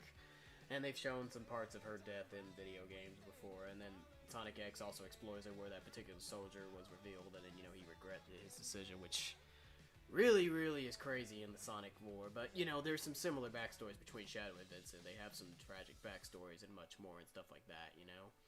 Like, from what I know about Vincent is that, you know, like I said, this Lucretia used to be, like, his love interest, and I think she knew his dad, I think, or something like that, and he used to love Lucretia, but then Lucretia ended up making the biggest mistake of her life, where she decided to go back to Professor Hojo, who was the scientist for Shinra, and he's been around for many, many years, but if you know Professor Hojo, he's considered probably one of the most evil scientists you'll ever know. Like, he's probably, honestly, he's the true antagonist of Final Fantasy VII, not Sephiroth, because when Lucretia married Hojo, they had a son, and that son turned out to be Sephiroth, and Hojo was always more about himself and his experiments than everything else for many, many years, and after Sephiroth was born, he never once ever let Lucretia even get to lay a hand on her own son, so she never got to touch him once at all, and just used him for experiments, including letting Lucretia willingly let Hojo use a bit of her DNA for Sephiroth's experiments. So, you know, Lucretia soon learned about Hojo, what he really was, and she realized her mistake, and so then she left all of a sudden one day, and, you know, he realized her killing Vincent and all that kind of stuff, because Hojo was always just pure evil, you know. Like, he's been responsible for many crimes. He was the one who killed Aerith's father when she was young, you know, and why her and her mother were abducted by Shinra when they ran away because, you know, her real mother died, and then there was that adopted mother, Elmira, so... Hojo has committed way more crimes than one can matter, so he was like the true definition of evil, and, you know, some people said he was the one who created Sephiroth and stuff like that, so he's, when you really think about it, he's the true antagonist of Final Fantasy VII. So, yeah, he's just pure evil, period. But yeah, and Lucretia, you know, after learning about Hojo, she tried to attempt to take her own life to end her suffering, but because she got injected with the Genova cells, it wouldn't let her commit suicide, so instead it became the situation where she trapped herself in a cave, whatever, and she turned into a crystal, whatever, and she remains there even till this day in FF7. So like, Vincent can always visit her, but she never wants to get out of the crystal. It's like she's just because she can't die, you know what I mean? But yeah, people do hate the crap out of the crystal. Yeah, she was definitely not a very good mother. I mean, it wasn't even really her fault. She never got to touch Sephiroth, but because of how everything turned out, that's why you could say why people don't like her. But yeah, it's tragic for Vincent, you know. Like, so I don't even think I think Hojo wasn't even in. I mean, even though he does work for Shinra, I don't think even Hojo even really like cared even about Shinra. He was just always more for his experiments, you know. That's fair. So yeah, Hojo was just pure evil. But anyway, yeah. So back to the subject. There's some similar stories for Shadow and Vincent. It'd be interesting to wonder who would win because there's other matches that we could even do for Shadow and Vincent separately for other characters. I mean, there's plenty of others I have for Vincent. So, and they do have some darkness. I mean, they're not even afraid to use guns because Vincent does use guns, and Shadow has actually used guns in Shadow the Hedgehog. So can't forget that too. And they do have, and they're kind of like anti-heroes in a sense. So there's some similarities between these two. I don't know who would win, because it'd be very interesting. I want to say Shadow, but Vincent's also pretty powerful himself, so who knows? They do seem like people be pretty strong characters. This could end up being something of a very great matchup, potentially, so I really have no idea. I think this might have a lot more potential than I give credit for, so I think an easy 10 I almost feel like good. I want to give it a 10, because this could actually live up to something. Yeah, it's not clear who would win, honestly. Yeah. Really. I think I did ask Google before, but I still wouldn't even know for sure, but this could really have a lot of potential. So, yeah, I think I'll give Shadow vs. Vincent a 10. This one sounds exciting. Yeah. Alright, me next. I guess I'll get this one out of the way. Yeah, I was waiting for that one, The honestly. the wacky and tomboyish Princess Daisy versus the tomboyish Princess Daisy from Mario versus the wacky conspiracious yet Sticks the Badger. This one will be so funny if we do this. I know. The more I think about it, Sticks and Daisy really have a lot with each other. They kind of do in a They're sense. both orange. They're both a little wacky and tomboyish. I don't think we really had a tomboyish like character in Sonic. At least not Before one Sticks. before Sticks. I mean, like, I guess maybe Surge, but obviously this was after Sonic Boom, so Yeah. yeah. And I like how Sticks is partially canon now. Yeah. Because if you guys don't know, apparently Styx lives in Angel Island with Knuckles, and apparently she takes care of the Master Emerald whenever Knuckles goes out or something. I know Daisy doesn't usually fight, but but thanks to Wonder, we now know that she's capable of doing some of the same stuff that Peach and the Bros can do. And don't forget she did join Ultimate, even though her moves were literally just copied after Peach. But she can still fight. I mean, Yeah. she's kind of in a sense. I feel like she might be more of a physical combat fighter than Peach, but that could be wrong too, because obviously she's probably maybe more likely of a fighter, because I mean, obviously compared to her and Peach, you know, she's gotten kidnapped a lot less than Princess Peach, so there's that too. Not to mention she's pretty tough in the sports game, where And they she- show most of her like physical stats. Yeah, in. and she's incredibly athletic, no doubt about that too. As for Styx, Even though some people say she's a little more thick than Peach, though, but yeah. Nah. Well, not really thick, because I mean, if you ever seen the Mario game, the I think it's Tokyo 20 for the Switch, right? Like, I don't know which, I can't remember which Mario and Sonic Olympic game it was for the Switch. I think it was Tokyo, right? Something like that. there was only one Olympic game for the Switch.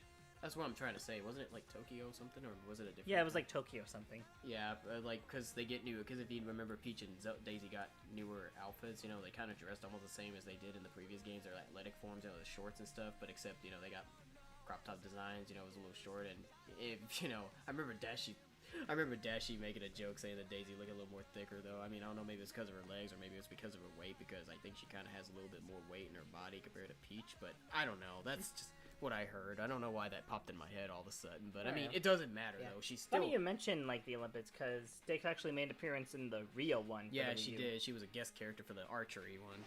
Yeah. Styx, I mean, she's obviously fought in, like, the Sonic Boom show, but that show didn't really have the best action when it comes to Sonic shows. Yeah. As for the Boom game, And I don't know about the game either. she wasn't playable in Lyric, but in Rise of Lyric, but she did have an appearance. And although she wasn't there in Fire and Ice, but I think she was in Shattered Crystal, because that was the game where Amy got kidnapped, so they replaced her with Styx. But I have seen her do some crazy stuff with her boomerang. So she is obviously just as athletic as Daisy, so they could be evenly matched. Yeah. I guess it just I guess the only downside is that I haven't seen Styx really use powers per se. Yeah, me neither. Because she's not like Styx or like Shadow or Sonic, where they have Chaos Emeralds or can use like the bubble shield. So yeah, I think this one is pretty obvious who would probably win between them. I think most people would most likely say Daisy, but it could still have potential, because after what you said, there might be potential between these two. I mean, fun interactions and tomboyish nature. Yeah. But I think pretty sure we all agree it could be Daisy, but I think it still could be worth something. But yeah, I don't think it's like all that interesting compared to the others we've heard so far. Plus, so yeah, I think it's another 8. Plus, since Daisy is seen as kind of a trickster, I've seen how she acted in Power Tennis. Maybe she can like manipulate Styx into thinking about something with conspiracy. You know, I just realized a lot of our match ideas feature Sonic characters. I know, right? Just realized that just now. Anyway, so next for me, so this is where things are really getting a lot more tough to choose, because, you know, I mean, we're gonna get to all of them, but, you know, just what would be next to see. Yeah. This one was kind of one I had back then during my Instagram fight predictions days, because for those that didn't know, I used to do like a thing years ago of fight predictions where I just put random Instagram votings of like letting people decide who they think would win if these characters were to fight, and I let them up there. But there is this one, and I do see a lot of potential in this one as well, even though I don't know who one of them is, and the other character I barely know that much either, despite me knowing a bit about Mortal Kombat. But I think this would still have a lot of potential. Maybe not major, but maybe at least a decent enough. So let's take a look and see what we think about Nightwolf from Mortal Kombat versus Chief Thunder from, I believe, Killer Instinct, if I'm not mistaken. Yeah, Killer Instinct. This is one that I can definitely see extreme similarities between them, not just in terms of how they look, but I think they're very similar in a lot of ways in terms of their character backgrounds, you know? They're like, I know that Nightwolf has like axes as weapons, and he can do magic, bow and arrows, and he can transform into a wolf, you know, because I mean it should be clear in his name, Nightwolf. So, and Chief Thunder, let me see, let me search on Google to see what they think about these characters. Because again, I usually get most of these ideas from Google, because, you know, just sometimes I'm just struggling with ideas for characters, because I used to be pretty good with it back in the day when I was like Doing Instagram thing, but then, you know, as time progressed, that's when I started using tier list stuff. So, Nightwolf from Mortal Kombat versus Chief Thunder from Killer Instinct is a closely matched fight between shamanistic warriors, often favoring Nightwolf due to his magical versatility and experience against high-tier threats like Shao Kahn, while Chief Thunder boosts his superior raw strength and grappling. Nightwolf's spirit-based projects and agility typically win out. So yeah, there's some similarities. So like, Nightwolf's strengths are expert shaman with spiritual animal powers like a wolf and an eagle, bow and arrow, energy weapons, and high agility feats. Defeated Sindel and held off Shao Kahn, showing high-level threat management style, balanced range and melee with magical versatility. And then as for Chief Thunder, strengths are high durability, immense raw power, and elite grappling skills. And then weapons, dual tomahawks, and elemental lightning manipulation style, close quarters combatant that thrives on getting in close for heavy damage. And then winner perspective, as it's saying, battle analyzes Thunder's superior bulk and grappling could overwhelm, but Nightwolf's spirit arrow and superior range usually keep him in control of the fight. Verdict: generally Nightwolf is considered the winner due to his versatility and faster paced attack style, according to many fans and analysts. So yeah, I can see it. I would have believed Nightwolf from the beginning too. I mean, just only because I don't know who Chief Thunder is, but I still think there's potential in this, because it does sound like there's some similarities. I mean, the tomahawks is one of them, because those are both weapons, you know, for Nightwolf as well. I mean, they definitely, I mean, like I said, originally I just thought of this just because of how they look similar back in the day, but it seems like it has potential. I don't think it's going to be another one of those all-time classics, but I could still see some major potential in it. Well, maybe not major, but some decent potential. I mean, I don't know about you guys, but I mean, I don't know what to make of it much, because I'm not too familiar with Nightwolf, and I definitely know nothing about Chief Thunder, but I think I could still see something in this. Yeah, given the designs, I feel like they would have a pretty close fight. So, yeah, I think it's another 8. 8. Alright, me next. I guess I'll get the other Cartoon Network one out of the way. It's Lapis Lazuli from some Steven Universe versus Katara from The Last Airbender. Avatar: The Last Airbender. Yes. Okay. Well, most people just call Last Airbender, not to confuse it with like the Blue People movie. Yeah, I get it. Anyway. So if you guys know Andrew's character, you would know the obvious matchup is they both control water, but often in different ways. Katara can heal with her water abilities. And she can do some crazy stuff with with her water bending. Lapis, on the other hand, she can do some crazy stuff herself. She literally took all the water from the ocean, from the entire world, to make like a huge water tower for her to get to space. She eventually got off on that thanks to Steven. And although afterwards she has become a little insecure and angry, usually with her past drama or some of her rivalry with Peridot. Katara is the one that does marry Aang, right? Or yep. does she marry him? Yeah, they do. Okay, yeah. Mhm. And and look, I love Avatar. I don't remember a lot from it, but from what I remember, Katara is pretty powerful. She can definitely hold her ground.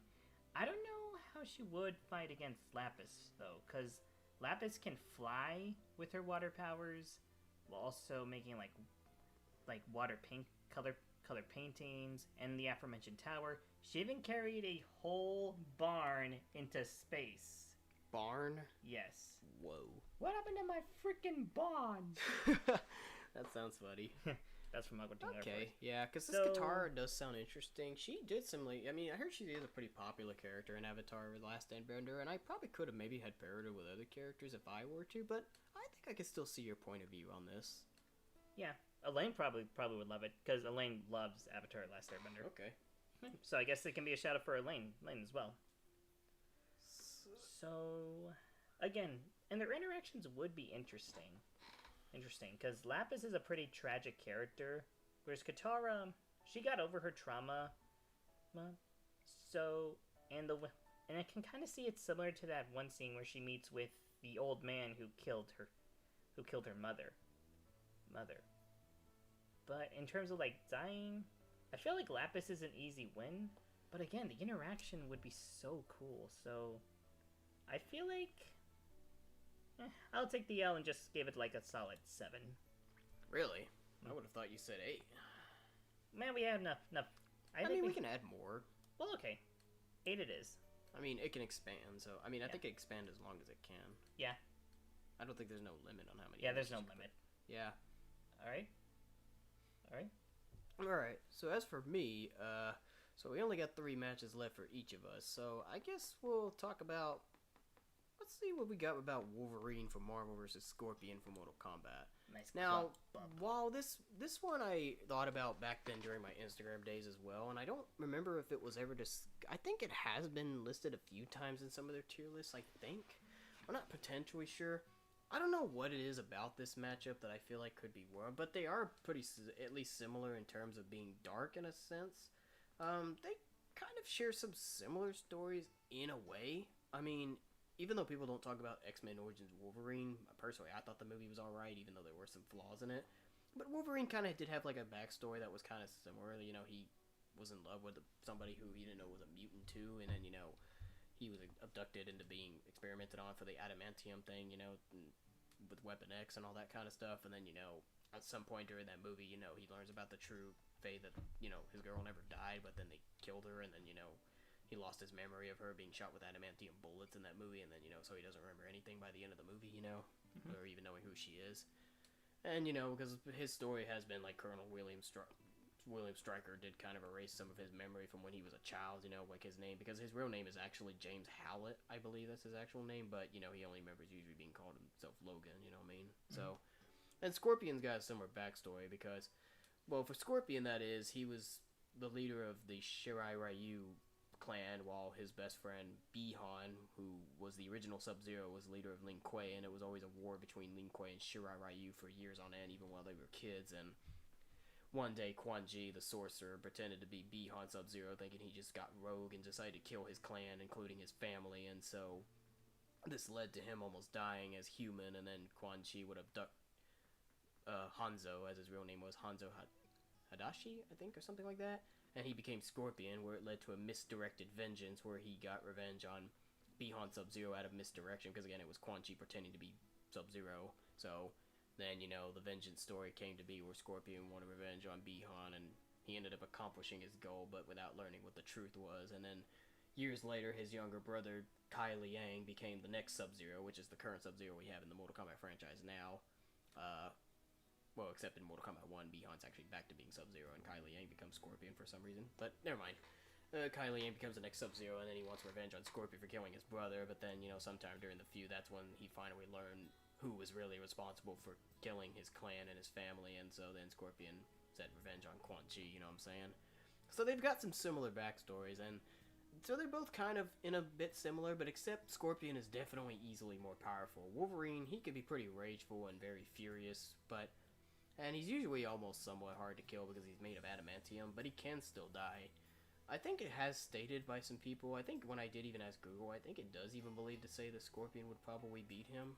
I don't know why, but, he is more powerful, and plus, it even states that whenever he drags people into his realm, the Nether Realm, whatever, his own version of Hell, he gains his advantage, his strength increases, I think, the longer he remains in the Nether Realm. So, it's a pretty interesting battle, to say the very least, Mm-hmm. I mean, it was kind of random when I thought about this back then, but I think there's still some interesting potential about this. I mean, I'm not just doing it just for the fact that they both have yellow in their color. I mean, sometimes I figured it was about the sharp weaponry. But yeah, so they're both pretty deadly warriors in a sense, Well, I thought it said Scorpion, but now that I'm asking Google real quick, for some reason now it's saying maybe Wolverine could probably beat him. Really? It's saying Wolverine in a fight primarily due to his superior durability, rapid healing factor, and adamantium lace skeleton that can withstand hellfire. Yeah, that is true, technically. Because, I mean, you have to really cut him into pieces in order to truly kill him, because he can regenerate with his healing factor, Like, even if he was just a complete skeleton, he can still regenerate his skin, Because he's got quick healing ability. That's, like, probably the most dangerous thing about Wolverine, While Scorpion's teleportation and hellish ability proves an edge, Wolverine's experience against high feat threats like Hulk gives him an advantage. So, I could see possibly maybe Wolverine. I was thinking Scorpion, but no, maybe Wolverine probably would win. Because, I mean, I don't know if there maybe is any other way. Maybe, I mean, I would have thought that maybe Scorpion. I mean, it depends on if we even do book decide for him to be in the Netherrealm. But just because even if he's in the Netherrealm doesn't mean he could still win. I mean, in Mortal Kombat 1, 1995 live-action movie, I think Scorpion did put Johnny Cage in his Netherrealm, but yet he still lost to Johnny Cage anyway, so... So even though it does give him a great advantage, it doesn't still mean he could win at the end. I mean, I don't know if we'll do that if we do decide to book this episode, but I still see there's potential in this, so... Even though I thought I heard that some people said maybe Scorpion, but now that I'm asking Google, it's saying Wolverine. Maybe I'm wrong. Maybe Wolverine would win now that I get that, because Wolverine is kind It can go either way. hard to kill. But yeah, it's definitely not one of those matches that could go either way. So this is kind of unpredictable in a sense too. So I think this does have major potential in a sense. So gee, I wouldn't really know where to go with this one. I mean, would it be on the same level as like Shadow and Vincent, where I feel like either one could win, but not sure how it could go? Probably. I don't know. What are you thinking? I think a good 10 sounds good too. With everything you explain, it can go either way. Alright. Alright. Alright. Alright. I guess I'll get this one out of the way too. This may or may not be another weaker one, but we'll see. It's Asac Schrader from Breaking Bad versus Hopkins' best cop, Jim Hopper. Hopper from Stranger Things. Oh. Okay.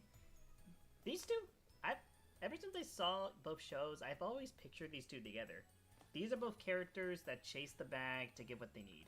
Whether it's Hank chasing down Heisenberg, or Jim Hopper trying to look for the missing kid. And they're both pretty big, they're both dad characters too. Hank no, Hank doesn't have a son. But he does act fatherly to his nephew and niece. And Jim is a tragic dad who lost his daughter due to an illness, and now wants to protect Elle because of that. They both have some strong feats. Since they're both officers, they both obviously trained to fight in some way. Although Hank, he did get immobilized when he fought the twins, and had to stay a little crippled through most of season 3. Huh. And Jim, he survived not only the Demigorgon and the other monsters from the Upside Down, but also survived a Russian prison. And even fought off some of the prisoners as well. So yeah, Jim may have more of the edge, but it's kind of like a who first wins scenario, where either one of them can immobilize each other, but it depends on who goes first, and both can easily dodge and avoid said attacks in some way. It's only if they're outnumbered that's clear who would actually end up living. So I'm not really sure where to put it. I don't think it's a straight 10, so it's probably closer to an 8 or a 9. What do you think? Well, you do got quite a bit of interesting explanations there, but compared to, I think, the rest of the battles, I think similar to when we rated that bully character one in the 7 arc and all this stuff, it doesn't have as much as in comparison to the rest of those characters we mentioned, so, I mean, what are you thinking? I would probably think 8, but I don't know about you. I think a 7 is fine. I'm Oh, okay sure? if most of mine are not that weak. It's Yeah. not like they're bad matchups entirely. Yeah, not that, but, you know, Yeah. compared to what we've got plenty of others, especially with my ideas, I feel like there's a lot more potential. Some in of these them. are just really down to earth, that's all. Alright, second to last, buddy. Yep. I think I know which one I'll save for last, but let's take a look at this one next. Let me take a look. I didn't even remember what these characters' names are. I know her name is Lynn. She's from Fire Emblem. She has a full name, but let me take a look. Maybe I can find it in Google Doc. I mean, I should be able to find it because I still have it highlighted, so Yeah. let me take a look back. I know that one character is named Lynn. She's from Fire Emblem. She does have a full name, but people call her Lynn. So let me take a look. So we've got... So for this one, we have...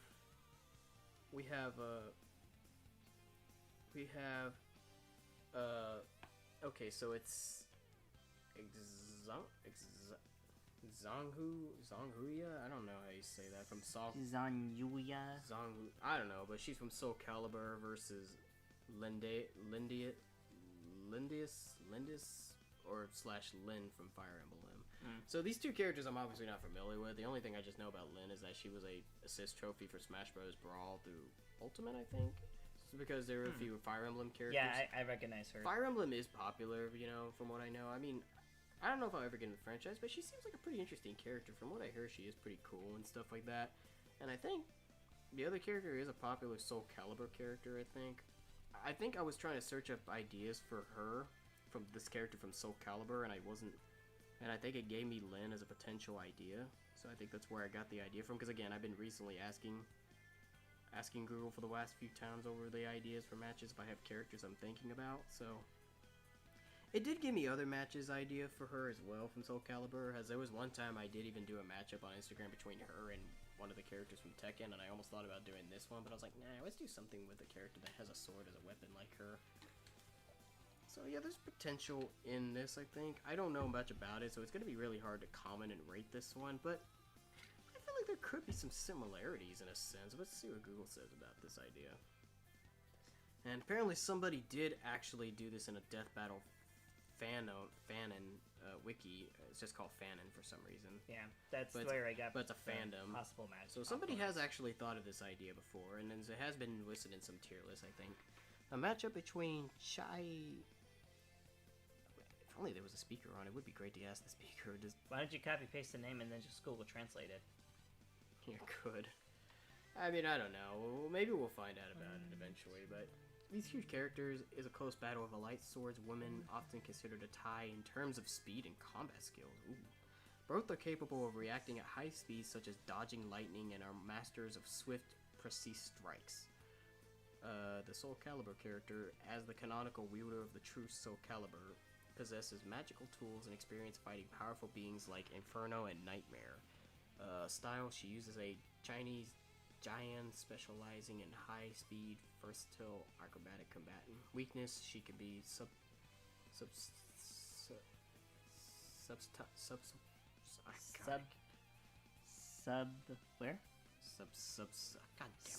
Susceptible.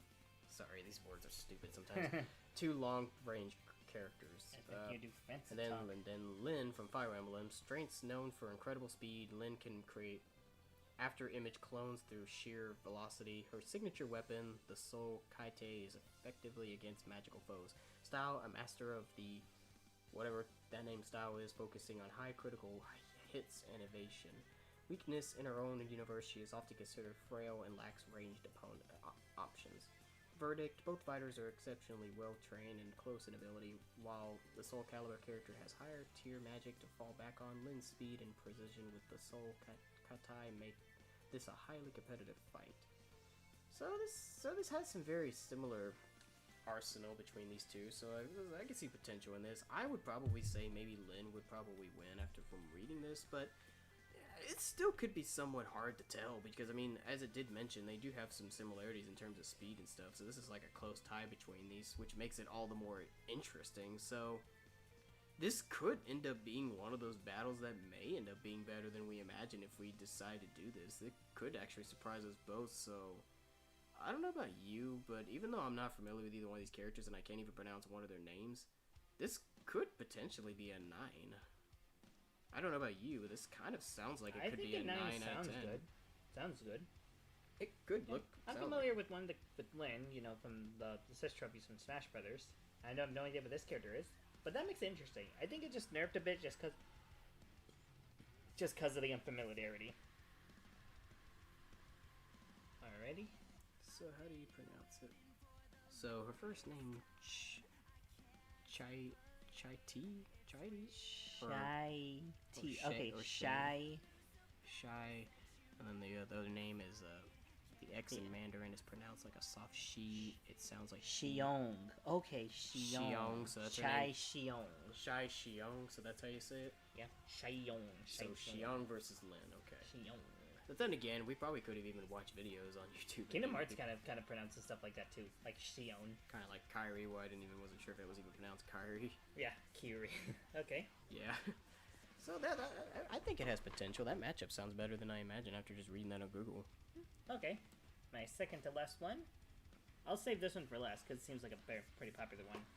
All right. William Afton of Five Nights at Freddy's versus Joey Drew from Ben and the Ink Machine. Yeah. If you're a fan of FNAF, you probably already know William Afton does turn into like Springtrap, you know. But even in his base form, Willie is a pretty big psychopath. He's basically like a businessman Michael Myers. And the spring suit just kind of makes him a little more powerful. Plus, he can command the animatronics to do their bidding. Joey Drew, on the other hand, he's technically in like the afterlife, but he still controls things like the ink demons. And I just feel like it would be a fun matchup. Not just in company, not just for their dynamic, you know, evil dad going against other evil dad from an indie horror game, but it just feels like very elite with their transformations. With William Afton turning into Springtrap and Joey Drew turning into the Ink Demon. So I'm not really sure who wins. If it was just their base form, it'd probably be Willie, but since they have external stuff like the animatronics and the Ink Demons, it's weird how it's not really clear on how it would go. I feel like it can be a solid 9-ish, but what do you think? I don't know. I mean, they're mostly human, but so I don't know. But I mean, what you said, because I know you know more about William Afton than me, so I don't know. It's hard to really rate this one. It's really hard for me to rate any of them, the future characters I'm not familiar with. I usually leave that up to you, but I mean, I'm kind of surprised you're thinking 9, but I mean, if that's your decision, I mean, I would probably maybe think more of it, maybe a 7, because it doesn't sound as interesting as the others, but I mean, it's up to you since it's really your idea, but... How about just 8? I know we're getting a lot of 8, but 8 sounds pretty solid. Okay. Yeah, Hope probably would think it's pretty interesting. She did think it was a good idea for a rap battle, but no, I think a death battle might be better for these two. Alright. Alright, and here's my final matchup idea. So this is my final top 20 matchup ideas. So we got Kunoichi again from Samurai Warriors going up against another Samurai Warriors character, Nene. Now, I think we did discuss a bit about this earlier before we even officially got into it. So these two are extremely similar. They're both young ninjas. I don't know how old Nene is, but I don't think the age really matters that much, but let me just search it up just to see how old she is. I think she's about close to the same age, or maybe even a little older, because she is married to Hideyoshi, so let me see. Again, I've played Samurai Warriors 3 several times, and I still sometimes forget about how, like, these characters are, like, in their ages and stuff, because I like Kunoichi more than Nene, but Nene is also just as equally as fun, too. She's probably like one of my top 5 favorite characters to play as, you know what I'm saying? Because she's very similar to Kunoichi, but Kunoichi's a lot more fun. The game does not specify her exact age, unfortunately, so it doesn't really seem to appear that she has a canonical age.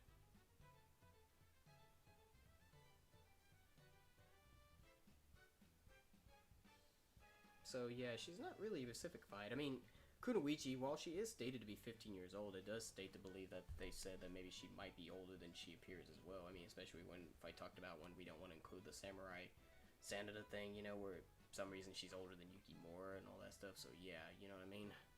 So I don't know, I guess the Samurai Warriors franchise is pretty complicated in terms of age sometimes, but maybe I would say she's maybe about close to Kunoichi's age, maybe a little bit older, because I mean, as I said, she does marry Hideyoshi and she looks kind of young, while Kunoichi's just simply teenagers. I don't know, but it's possible to see, you know. So basically the story is that they're both from Samurai Warriors and they're both very similar ninjas. They have similar weapons and moves and speed. Nene represents the Toyotomi / Hashiba clan for Hideyoshi because she's married to him, and then Kunoichi's the ninja servant for Yukimura Sanada, you know, so it represents the Sanada clan, as well as a bit of the Takeda clan, because I think she's the, yeah, it does say he's the adopted daughter of Shingen Takeda, so the characters are very similar. Now, I know it's going to be very questionable in a sense because they're both from the same franchises, but that's another thing about our series. We may possibly have some similar franchise characters even battle each other too, and this is one I want to see because these two are very, very similar and they never have canonically battled each other in Samurai Warriors, with the closest to almost being when they teamed up together in Samurai Warriors 3, and you know, you fight them both in as part of the armies for Hanzo Hatari's 5th chapter in his story mode, you know. And then Samurai Warriors 4, I don't even think it has a story mode. I think it's just like free range. I'm not sure. I don't know about it, but you know, because I've only ever seen Samurai Warriors 3. I have not seen anything in Samurai Warriors 1 or 2, so I'm not familiar with even Samurai Warriors 4, so I could technically watch on YouTube, though. I don't have to just really wait to play the games, but you know. But yeah, these two are very similar, and Kunoichi is technically the OG ninja because Nene became like her replacement in Samurai Warriors 2. For some reason, Kunoichi was just absent from Samurai Warriors 2, and it's kind of funny in a sense because, you know, Kunoichi was actually featured on the cover of Samurai Warriors 1 alongside Yukimura, so it's pretty funny actually. But then, like I said, for some reason she mysteriously disappeared in Samurai Warriors 2, and so Nene became like her replacement, and she came back, and then Kunoichi returned in Samurai Warriors 3, and you had the ability to play as them both, you know, and then they're both in Samurai Warriors 4 because Samurai Warriors 4 was kind of like, in a sense, Smash Bros. Ultimate, because I think it brought back every character from even previous games that didn't reappear like a long time ago, you know? So I think it was kind of like its own version of Smash Ultimate, you know? But yeah, so this would be interesting because these two have never canonically fight, and I've always been curious to wonder who would actually win between them because they're similar in a lot of ways. There's some differences in them, but they are similar. Nene can sometimes be a little bit flirty like Kunoichi. I remember a couple times she was a little bit teasing towards Hanzo sometimes, you know, and all that kind of stuff. So there's similarities between them, you know. So I think this has potential, even though it's just another one franchise character versus the same character, same franchise, but I don't know, personally as a kid, when I was young, I used to always wonder what would win between them, so I think this could be something special. I don't know, I'm probably gonna guess I'm not the only person who's ever thought about it before, but as a death battle in general, it's obviously something you don't hear discussed about too often, because it's kind of weird that people don't seem to remember Samurai Warriors very much. I mean, it's still popular, it was quite a thing back in the early 2000s, I mean, even Dynasty Warriors is similar, because Dynasty Warriors is kind of inspired by Samurai Warriors, because it does have some of the Samurai Warriors characters, but that's more like a crossover thing, you know? And, you know, Legend of Zelda, Hyrule Warriors, it was just called Hyrule Warriors, you know, for the Wii U, that was basically what it was. It was like Legend of Zelda crossed with Dynasty Warriors, so, you know, if you ever play Samurai Warriors, you'll get similar feelings to that too, you know? But then there's any other games similar to it as well, like, you know, as I mentioned, Dynasty Warriors, and there's also Warriors Orchery, or whatever it was called, you know? But yeah, like I said, I don't think these two ever canonically ever fought each other, and I'd just be curious to wonder who the superior ninja would be, you know? I don't think it would be nearly as, or maybe it would be almost as exciting as Yuffie and Kunoichi, I don't know. I think Yuffie and Kunoichi has a little bit more potential than this, but seeing one ninja in a franchise versus a ninja in a similar franchise that never crossed paths canonically and story-wise, I think it might have potential. But I don't know, would it be better than Yuffie and Kunoichi? I don't know. I mean, because we already know who would win between them two, but then for Kunoichi and Nene, that's more unpredictable, so I don't know. In that story, in that terms, it's a little better than Yuffie and Kunoichi because it's more unpredictable, but I mean, is it much, much better? I don't know. Probably just slightly. Yeah, wasn't sure about a 9. I would have said an 8, but I mean, what are you thinking? I mean, I feel like it's about on par with Yuffie and Kunoichi, but it just has like the smallest kind of like. Yeah, so not majorly. Like the smallest like. Yeah, not majorly better than Yuffie. Like and upgrade Kunoichi. by like just not being very canon. Yeah, I get it. Because, you know, it's just a franchise versus another franchise. So, yeah, I could see that. So, yeah, I think it's another 8. I don't think it's much better, but it still has potential itself. Okay. Now my last And we got one more. It's Joel Miller from The Last of Us versus Rick Grimes from The Walking Dead. Old middle-aged men going out in a world full of zombies.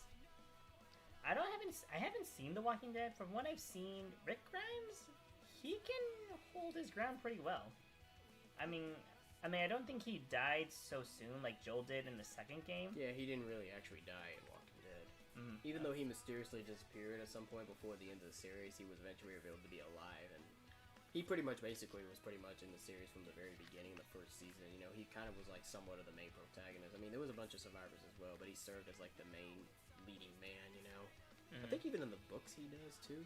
So even though he mysteriously disappeared at some point during the TV series, he was revealed to have still been alive. You know, he never died.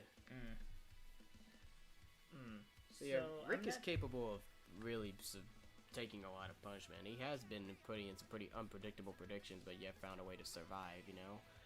Like him and Daryl and some others, they're like some of the top best survivors, you know what I mean?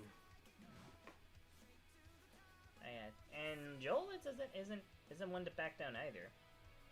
There are times where he did need a little help from Ellie, but he still holds his own, whether it be facing the bloaters or the rat.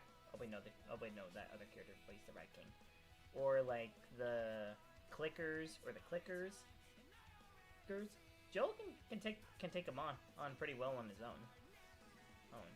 I think this should be at least a close 9. Okay. Because we're not too familiar with Rick Grimes. I mean, you're a little more familiar, but not entirely. Yeah. I'm more familiar with Joel, but I think he's just nerfed just a tiny bit since he got easily killed in the second game. Alrighty then. And that's our list. Yep. So that took us that took us about 3 hours to do, which I didn't think it was going to be that long, but I mean, then again, when we have top 20 for both of us, I guess it made sense. I mean, if we did top 20, it would have been shorter, but honestly, I'm glad I decided to go with top 20, because it gave us more of an opportunity to discuss more of the battle matchups, you know, and see what y'all think. And I don't know if we'll do all of these as the first 40 episodes. I mean, I was thinking we did, but then again, on the other hand, like you're saying, maybe not. But at least we know which ones will probably serve as the first 4 episodes since they're in the trailer, so we'll probably likely do those ones first, I think. While the others, maybe we will capitalize. I mean, pretty much a lot of my matchup ideas, especially the ones that I listed here in this tier list, are kind of like ones I do really want to see, so could be that too. But there's plenty of others as well. Like I said, it was really hard for me to choose, but these matches are really, really interesting, and some of yours sound pretty interesting in itself as well. So in total, we ended up having 4, 5, 6, 7, 8, 9. So we had 9, 10 out of 10s. We got 3, 4, 5, 6, 7, 8, 9, 10, 11, 12, 13, 14. I think that's 14, right? 14, 9 out of 10s, and then that has to be 16 then. Yeah, 16 for 8 out of 10s, and then 3 for 7. So most of them are pretty high up, you know what I'm saying? So most of them got pretty decent, so only a few feel legendary, like 10 out of 10s, and then some feel like they'll be great, like 9 out of 10s, and then 8's kind of be like good, you know, in a sense. Or maybe 7's more like good, but not like an all-time like classic. And then 8 is kind of like where it has potential, not great, but could be still something special. Well, 9 I feel like it's more like great, and then 10 just feels like it could be possibly legendary. Yeah. Like an all-time classic, maybe. I mean, I don't even know maybe if all-time classic, but something more that could even surprise us both. So this really ended up being a pretty decent tier list rating. I mean, I was excited for this. I wasn't even sure how our opinions were going to go, but this definitely was pretty fun to discuss about. Even for some that I wasn't familiar with, like with Color's ideas, it still seems like, you know, there's potential in these. I mean, even he likes some of the descriptions that I know about some of the characters for some of the matchups I had, like with Shadow and Vincent, and then even Scorpion and Wolverine. So there's some pretty interesting attempts here that could potentially work. I mean, it just depends on if we do these episodes and how we book them, but hopefully if we do, hopefully we can definitely make them pretty good, you know? Even if they won't probably maybe be as popular as other episodes, depending on which is which, but hopefully it'll be worth something for y'all if we do ever capitalize on any of these episodes. Mm-hmm. I mean, we already got 4 confirmed, pretty much, but the rest we don't know. Right. Nice. So, thank you all for watching. Yeah. And There's really not much else really left to say other than we just got through it all. It took us a bit of time, but at least we got through it all. Leave a comment down below for a matchup you'd like to see. Yeah, because even though we have a Google document sheet featuring just me and Colors ideas, we will take some fan submissions if y'all have any ideas. I mean, pretty much some of these ideas that I got listed up here, you know, with the help of either Google or tier list, Someone type WWE versus My Little Pony. Yeah. I don't think about that one. Yeah, I don't know about that one either. But yeah, so yeah, because most of my matchup ideas, like I said, I get ideas from Google by asking Google itself, and then there's some even in the tier list as well. So technically, we kind of are capitalizing on fan suggestions in a sense. But if there's any particular matchups y'all want to see that maybe other fans have said, or maybe if there's one that maybe y'all have a creative one, like maybe original idea, like with me, Yuffie versus Kunoichi and stuff like that, y'all leave a comment down below. You can comment down below, or maybe even in the future, maybe even we could, like, anything like that, and maybe we'll make another, because I was thinking maybe we did even ask, I don't know if we asked them in the Instagram chat, but we did ask, I think we could ask the cast maybe if they have any ideas, we could put it in, and then we can make a separate category in our Google document sheet, making another row of, like, listed fan submissions, and then we'll just look through and see what we think, you know? Yeah, we'll see. Because I do look through a bit sometimes with some ideas in Google, and I'm like, okay, maybe this could potentially work, you know? So, yeah. So if y'all have any ideas, just let them know in the comment down below. Just make sure to list the name of the character and its franchise, so we'll know which franchise it's from, because some characters have some similar names, like when we got confused with that Sakura from Street Fighter and Naruto one. So right. Make sure you list the franchises' names, because you gotta make sure on that. Or if some characters are even featured in more than one franchise, I guess you can acknowledge that too. But I mean, like the King of Fighter characters, but maybe not. Maybe like characters like Cloud, you know, being in Kingdom Hearts and Final Fantasy, that doesn't really count. Right. But you know.